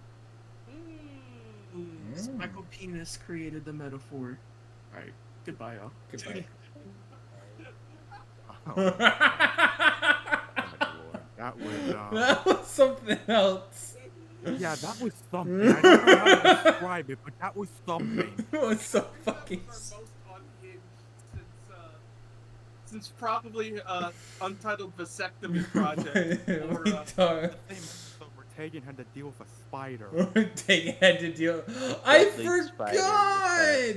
We have our spider moment. That's so I true. was wondering if Luke had known about that. I was wondering if Luke about. No, I knew about it. I wonder if my mic was probably muted because I got a call and then I You weren't probably. You were talking. Yeah, it's because I probably forgot to unmute myself because work. Literally, I'm not kidding you. Work called me like 7 fucking times for the stupidest stuff ever. Like, where's the fucking yeast? It's in the freezer, you fucking dipshit. So fucking open your fucking eyes. wow, spoken like a Yeah, looking at the predictions thing, I know Spencer typed his things, and Luke, you typed your things in. How about this? Introducing our next guest for tonight. Ladies and gentlemen, give it up for the man where the sun is a deadly laser, Nickman. Oh yeah. Also, we finally let him Hello, out of everyone. the editing basement, and then he's gonna give us his predictions, and then we're just gonna put him back in the basement. All right, Oh, so you will never take me alive. No, no, no. what are your bottom 5, huh? Bottom 5. You know, I did the whole predictions thing, but you know what? Seeing how I had like freaking 8 or 9 teams with the same record around this area, I figured I'd do a little bit of improvising here. But my number 5 for Tank Bowl, I have go with the Giants. Their quarterback's just that bad of a situation for them, but yeah. At number 4, you know, I realized that I gave this team more wins than I was expecting to give them, but you know what? They're still going to be a really bad team, but they won't be the worst team. That is the Broncos. Ooh, Broncos. Writing or something. Whoever, I don't know. yeah, whoever Anonymous Manatee is, thank you. Yeah, that's me. I think I'm gonna type the stuff out for me just Oh, because okay, my bad. it's okay. I should have clarified that. I should have known about that. But number 3, and this is where I feel like in terms of teams where it's like, you know, okay, I could see this. People will probably see this team and say, yeah, I could see this happening. Like this team's either gonna be extremely mid or they're gonna fall off a cliff. And that team that fits that definition perfectly is the New Orleans Saints. There's any year where the No, Danny, no. no, Dennis, no. Fucking, I love this. Babe, wake up when your fucking brain rot just fucking dropped. We've lost our minds. At number 2, we have, as per usual, not a surprise that this team is up here. It is the Carolina Panthers. I don't think they're gonna be as bad as last season. God, if they are somehow, God knows if they're somehow worse, that's gonna be incredible to witness. But you know, I think Dave Canellis will get enough out of this team where they'll be better than last season, and hopefully Bryce Young, you know, doesn't have to get, you know, tortured for 17 games in a row. But Stop it, Dave Tepper. Stop it. No, I don't want to go play. No, stop. That's another reason Dave Tepper is still there, and Dave Tepper, everything that he touches must die. anyways, at number 1, I have the Patriots. And simply put, like, even though, yes, they do have Drake May, and we'll probably see him at some point, but my only thing with the Patriots is there's just so many holes on this New England Patriots team, especially with the O-line. Yeah, holes. But especially with the O-line, and knowing that their weapons, their wide receivers are either unproven or just not good, I'm not expecting a lot from this team. I think they're going to be the worst team in the league, and honestly, if this stock keeps rising, Patriots definitely feel like a perfect team for Travis Hunter. I'm just pointing that out there. Now, for the AFC,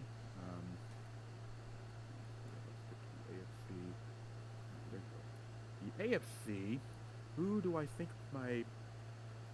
just to make sure, you want me to go 7 down or 1 up? Do you just want me to, 1 down? Okay, 1 down. Yeah, I should have said 1 down, but yeah. So, my top seed in the AFC, the Houston Texans.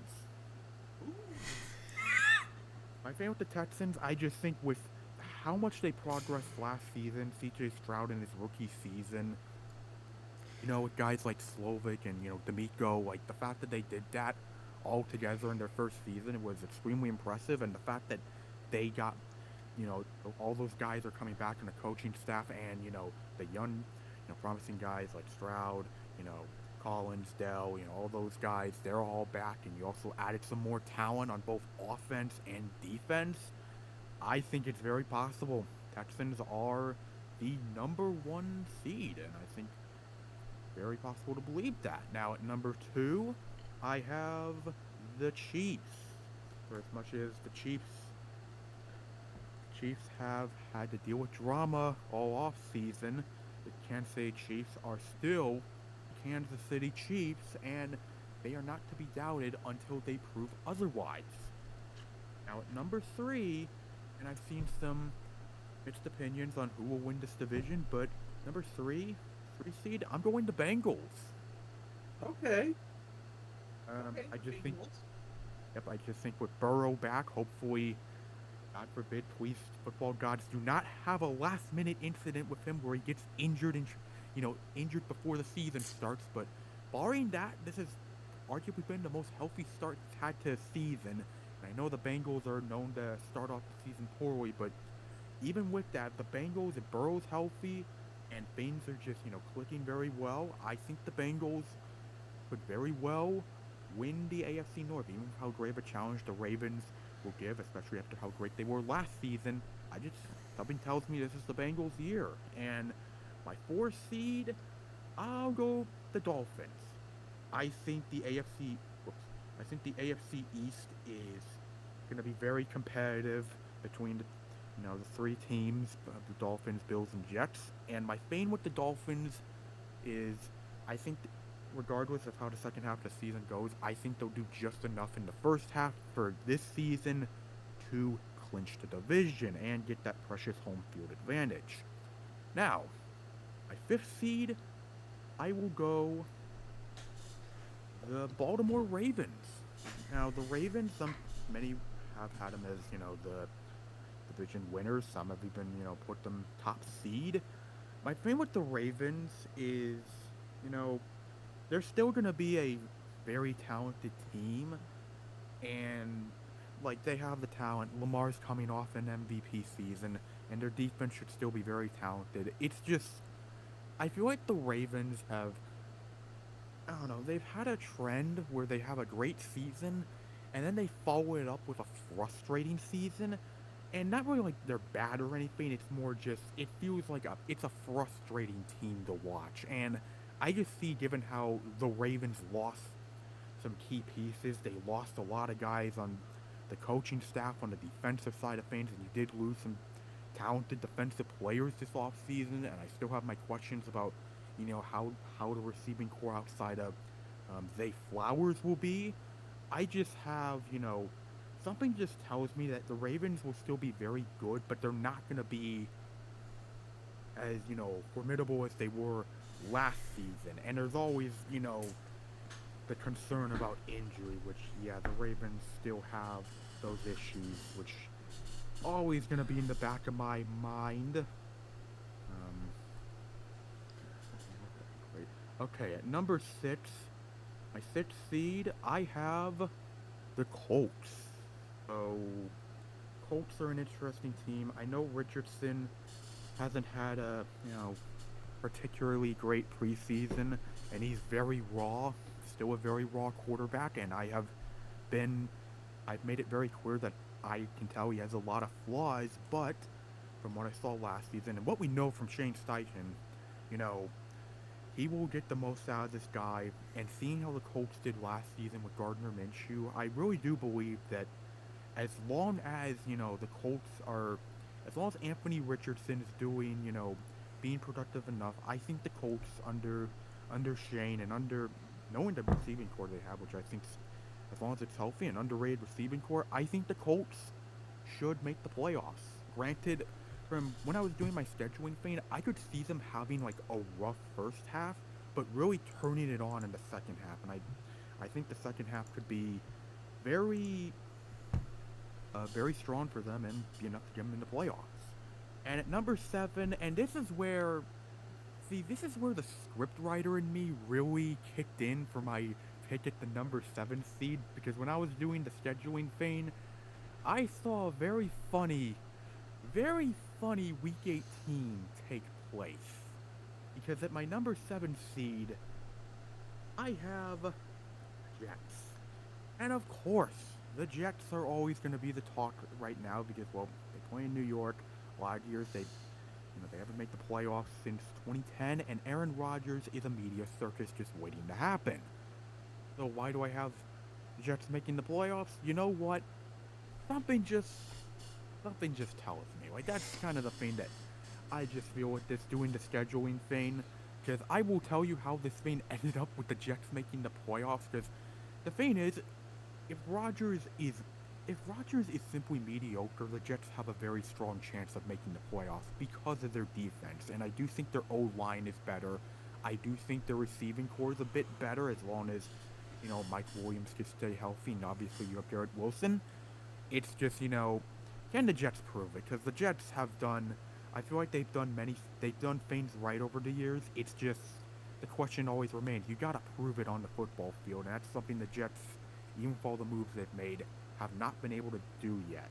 So some are probably wondering, why didn't the Bills make it? Why didn't, someone like the Chargers make it? Well, the Chargers and Bills are actually, I had the Chargers and Bills making the playoffs until I got the Week 18, and this is when the scriptwriter in me took over, because the Chargers and Bills would have made the playoffs had they won both their games. They both lost their games, because the Chargers lost to the Raiders in Week 18, and the Bills pulled a 2021 Indianapolis Colts and lost to the worst team in the league, the New England Patriots. That would be such a Bills way to go out, man. Yeah, that's just the scriptwriter in me having its moment here with these predictions. But anyway, for the NFC, at number 1, couldn't come as a surprise, it's the 49ers. The 49ers are really a team right now where there's 2 goals, or the 3 goals. Number 1, make it through the regular season healthy. Well, number 2, it's basically off of that, stay healthy. And number 3, it's, Super Bowl or bust. Like, that's the mentality. And we said this when we were previewing the NFC West. Like, it's basically for the 49ers just basically 17 scrimmage games, basically. Like, it's do enough in the regular season where your chemistry is on point and you're in the playoffs, you won your division, you're in the playoffs, and after that, it's like, okay, that's where the real challenge begins with this team. And yeah, 49ers, that's really the way I see it. Now, number 2, I get the feeling this might cause a little bit of an uproar, but at number 2, I think it's the Eagles. I'm going with them. I think the Eagles will be the number 2 seed for a simple reason. Chat. Someone just put the fucking Eagles as the 2nd seed.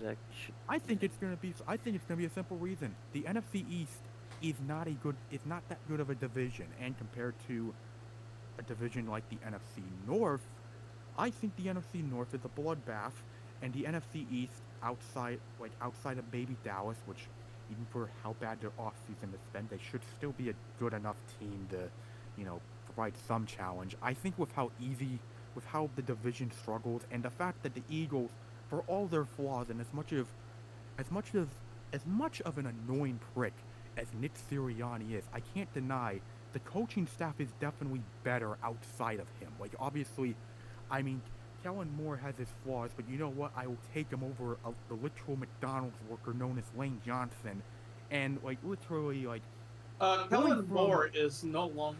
Oh wait, he is with the Eagles. Yeah.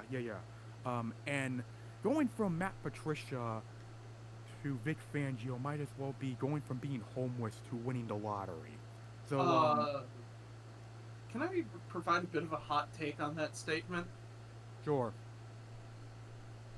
In my heart of hearts, I feel like it was Brandon Staley who brought out the most of the 2018 Bears defense. I disagree with that.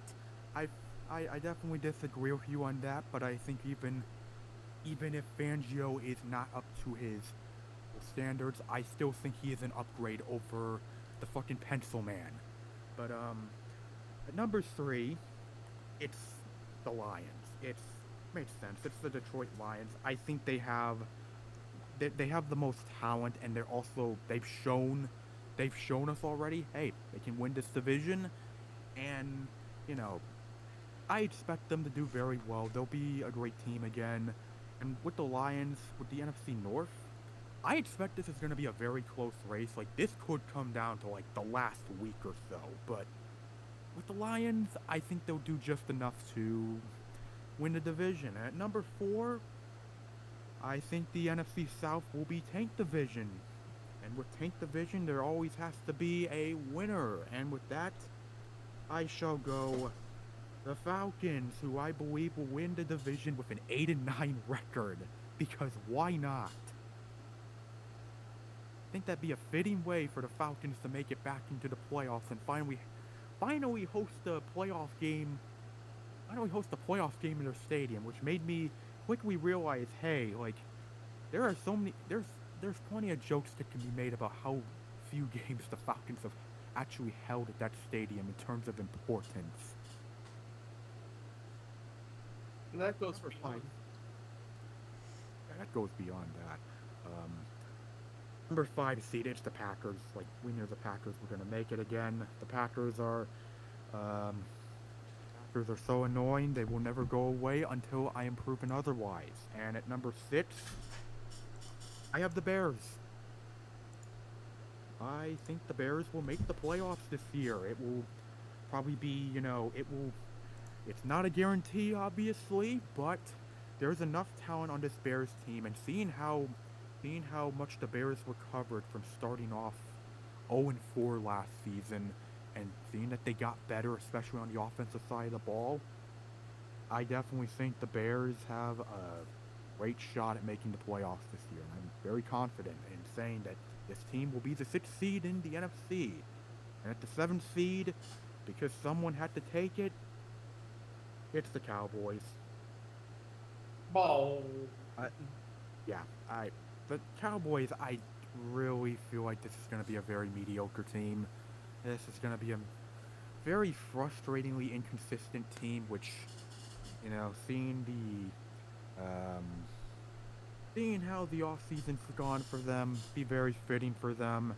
And no matter how mediocre they might be this season, I have no doubt the media still won't shut up about them. And I can tell you something, the media definitely won't shut up about the fact that in my scenario, there would be a Cowboys-Eagles playoff game, which, God help us. I think a lot of our scenarios have somehow lined up for an Eagles and Cowboys playoff game. Yeah.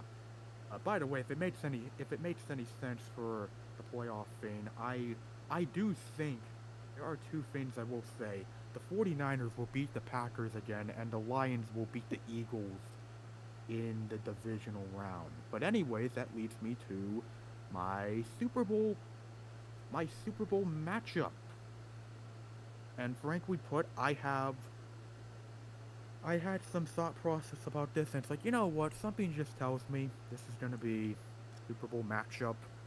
It would be a very fun Super Bowl matchup. It would definitely draw a lot of interest, especially seeing the two teams and their past coming into the Super Bowl. And that's why I say my Super Bowl prediction will be the Houston Texans against the Detroit Lions. Ooh, that would be fun. That is a very fun Super Bowl. It'd be very fitting because, you know, both these teams have never won the Super Bowl. They've never even made the Super Bowl. And it would be, you know, such a perfect time for, you know, the Texans and the Lions to both make it together. And I think that would make for a great game. Just so many great narratives you could talk about with this game. And yeah. You want to know an interesting piece of trivia with that? It would be the first time in 25 years that in which both teams had never won the Super Bowl. That it's a Super Bowl that feeds families, man. That Super Bowl feeds families. The last time would have been Super Bowl 34 between the Tennessee Titans and the then St. Louis Rams. Yeah, that's a very neat fact, and would love to see this happen. And as for my winner, you know, something tells me with the fact that this is happening in New Orleans, and one of the coaches here has a lot of experience in New Orleans, something tells me it's gonna happen for them. It's gonna play an advantage for them, because why not? The NFL can work in those ways. And that's why my pick to win the Super Bowl is the Detroit Lions.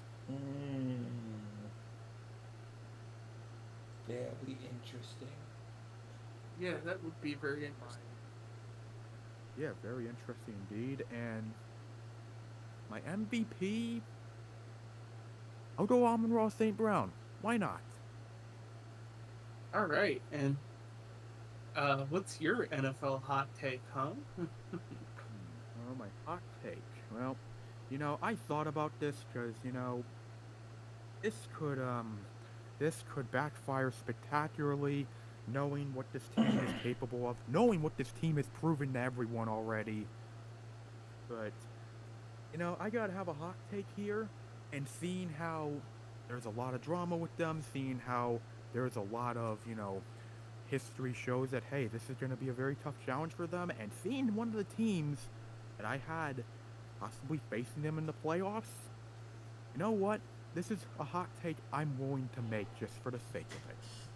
The Kansas City Chiefs, for the first time with Patrick Mahomes as quarterback, will not make the AFC Championship game. And the reason I say that is because the scriptwriter in me made it happen that in the divisional round, the Chiefs would play the Bengals.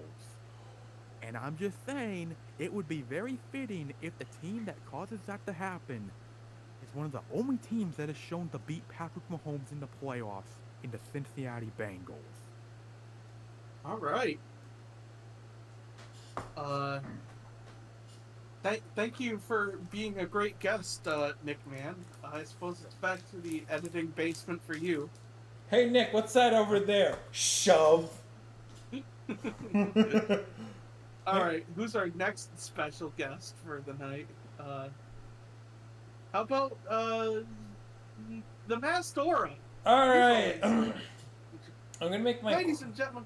I'm gonna make mine quick because it is getting late and I do have to get up early tomorrow for work. Simply put, Seahawks not gonna be the worst team, but I think they're gonna be in the top 5. Giants don't have a quarterback. Titans are very mid. Patriots, this is your throwaway year. Raiders, you desperately need a quarterback. I got the Packers winning the being first in the NFC. I think Jordan Love's gonna be really good. I think, you know, even though they don't have a true number 1 wide receiver, as much as that annoys all football fans everywhere, I really don't think that's the end of the world, if I'm gonna be honest. I feel like it's more, it means that you've got a bunch of guys can be, it's like by committee, you know? Yeah. It's by committee. So, I mean, because we've got by committee. This is what we're gonna see. Niners, they're the Niners. Packers, the Cowboys. I think they're gonna be the first team to win back-to-back division titles. They're all still really good. Falcons, because someone has to. Bears, I think they really do it. Eagles, until otherwise they stink, then the Eagles will be there. Lions, I think they take a step back, but not too much of a step back, Yeah, not too much of a step back, but I do think a step back is taken from them. In the AFC, I think the Ravens win it all, but losing the divisional round because ha ha ha ha ha ha. Chiefs because of the Chief Bills. I mean, I know they've lost a lot, but I think it's an exaggeration. I think have them being more balanced benefits them for the long-term future. Bengals will still be good. Jaguars, I think, return to the playoffs. And the Chargers get in with head coach. Michigan guy. Super Bowl matchup is going to be Texans versus the Packers, and the winners will be the Texans MVP Stroud. And my hot take is Russell Wilson wins comeback player of the year because I want it to be Taegan for once. That is my mine. Thank you for being a great special guest, MaskedAura. Cool, Spencer. If you could do yours in 5 minutes, that'd be great. Cause yeah. Okay. Hi everybody, I'm the special guest. Oh, give it up for Bears fan. Woohoo! Anywho, shoving MaskedAura back down to the to Pizza Hell, we now bring from Michigan Hell our special guest, Carsausage. And I have a bomb strapped to his chest, and if he doesn't say all of his picks within 5 minutes, then he's going to explode. Alright, here we go. Alright, starting off at the number 5 worst team, we got the Tennessee Titans. Because although people have said, oh, this defense, they've made such a great step forward, especially with all their free agent acquisitions. I don't think they have, especially with how many old people they have on their team. I just don't think Will Levis is the guy very much. Coming in at number 4, we got the Philadelphia Eagles, who I think pretty much will take a step back, largely in the same way as the 2021 Steelers, maybe even worse, especially with how badly they collapsed in that final stretch of the 2023 season. And at the 3rd worst spot, we got the New Orleans Saints. Cap crunch, go burner, you're not getting out of this anytime soon. And at the 2nd worst spot, we got the Denver Broncos. Fuck Sean Payton, and also I don't think their team is very good, even though Bo Nix may have been impressive in minicamp. And at the number 1 worst pick, we got the New York Jets, because I think Aaron Rodgers will get hurt again, and judging by how Tyrod Taylor has fared in the league, I think he will get injured again, and they will be at quarterback number 3. And for the first seed of the AFC, we got the Houston Texans, because I really like C.J. Stroud, Stephon Diggs, Tank Dell, and all their other weapons. At number 2, we got the Buffalo Bills, because I also have faith in the Buffalo Bills. Number 3, it's the Chiefs, because of course it's the Chiefs. Number 4, we got the Baltimore Ravens leader team. Yes! I really like Lamar Jackson, and they seem to be the best team in the AFC North, because the Steelers don't inspire me. The Browns have a rapist, and the Bengals, well, we'll get to them. Number 5, we got the Indianapolis Colts. Although they're not as good as the Houston Texans in that division, I really like them. Anthony Richardson brings a lot to the table. Joe Flacco is a really good option as a backup. And at number 6, we got the Cincinnati Bengals. Joe Burrow, I think he's a really cool guy, and I really like when he throws to Jamar's Chase. Even though one of them will be hurt by week 6, they'll still put up a lot of really good fantasy numbers. And at number 7, we got the LA Chargers, because, hey, somebody's got to be here. And quite frankly, why not Jim Harbaugh serving what is essentially skirting off Tijuana for 4 years while the college investigates him. And for my Super Bowl matchup, we got the Houston Texans and the Arizona Cardinals, with the Houston Texans prevailing all over them. And the Super Bowl MVP will be C.J. Stroud, the quarterback. And my NFL hot take the Detroit Lions will start 7-0, but eventually they'll get knocked out. Oh my gosh, I forgot to mention my NFC bracket. Holy shit. For my NFC bracket, at my number 1 seed, we have the Chicago Bears. Ooh, I really like Caleb Williams here. Even though he is a division rival, I think the Bears will be very scary, especially that offense. Oh my god. At number 2, I'm smoking crack because I have the Arizona Cardinals winning the division. Because I really like Stuart Little, the quarterback. And also, I think it's their time. And it'd be very gonzo and very funny. At number 3, I got the Tampa Bay Buccaneers because, hey, Baker Mayfield, cool guy. Also, that defense, really cool. Number 4, we have the New York Giants because, hey, it's their time. And also, the NFC East, I have it planned to be really bad. And I have the Giants planned to be the least very bad.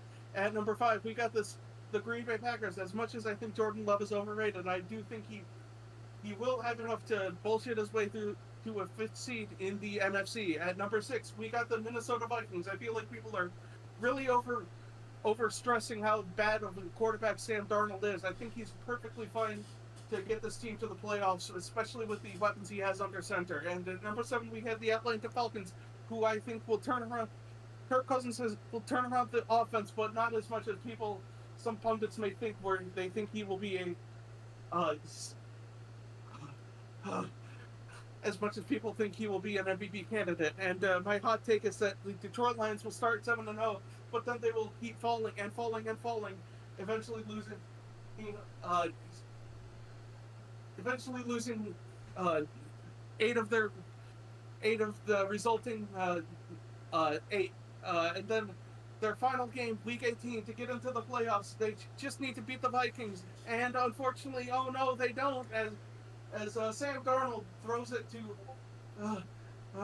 Jalen Naylor for the touchdown to knock the Detroit Lions out of the playoffs. Oh my god. Was that 5 minutes? I blew up. No, it wasn't. But I blew up the children's hospital instead. No, Okay, not good. They were the dying anyway. Children's Hospital. No. How was that, Luke? It's good. Good. Let's go on to Taegan. that was good. Taegan, I have a bomb strapped to your chest. It's gonna blow up in 4 minutes and 58 seconds. Go. Okay, let's get this quick and done and easy and out of the way, so that way I can go back to my joking session. 5th worst Wait, team what? in the NFL. I'm not saying what joking is. You can look it up. 5th worst team, Panthers. I don't know. They might be better. 4th worst team, Saints. I mean, I'm not gonna lie. That team's uninspiring. 3rd worst team, Titans. Someone has to be there, and you're unfortunately it. 3rd worst team, Commanders. Jaden Daniels ain't it. Worst team in the NFL, Patriots, because they deserve it. 1st seed in the NFL, Green Bay Packers, because God hates us. 2nd seed, 49ers, because God hates us. 3rd seed, Tampa Bay Buccaneers, because God actually likes us, that one. 4th seed, Eagles, because God hates us again. 5th seed, Lions, because that makes sense. 6th seed, Bears, because that makes sense. And 7th seed, Cowboys, because Dak. And all in, comma, my ass. Okay, first seed in the AFC goes to the Bengals, Joe Burrow. 2nd seed goes to the Texans because CJ Stroud. 3rd seed goes to the Bills because Josh Allen, but Josh Allen doesn't really have a team around him. 4th seed goes to the Chiefs because they gotta do it eventually. 5th seed goes to the Ravens because the Bengals just be good. Seed goes to the Jets because, I don't know, man, the Jets are funny. 7th seed goes to the Dolphins because they played a lot in the hot weather. Super Bowl, Jets versus Lions. The winner is the Jets. Aaron Rodgers is Super Bowl MVP. And 10-7 teams missed the playoffs in the NFC. Ooh. All right. Bad news though, Taegan. No, I'm afraid, that was I'm 3 afraid I've minutes. detected cancer. It's terminal. All right. Well, that's gonna. In my balls? Okay. Yep. I'm afraid your jelking has just given you cancer. All right. Before we end things off, one final note to make: the Pick'em standings update. It is the end of the month, and every end of the month we're going to give them the Pick'ems update. In first place, Nickman with 73 points. Hey. Tied for second is Aiden and Spencer with 70. I did it? Question mark? Spencer, you nailed a lot of your preseason games, by the way. Thank you. You rolled your eyes. It was your greatest benefit. Azza is in fourth place with 64. I'm in fifth with 62, and Taegan's in last with 57. So, all good and dandy. We're in the, what the fuck is that? What the Good God. fuck is this? Okay, well, that's gonna do it for us today. We'll see you, bye. Bye.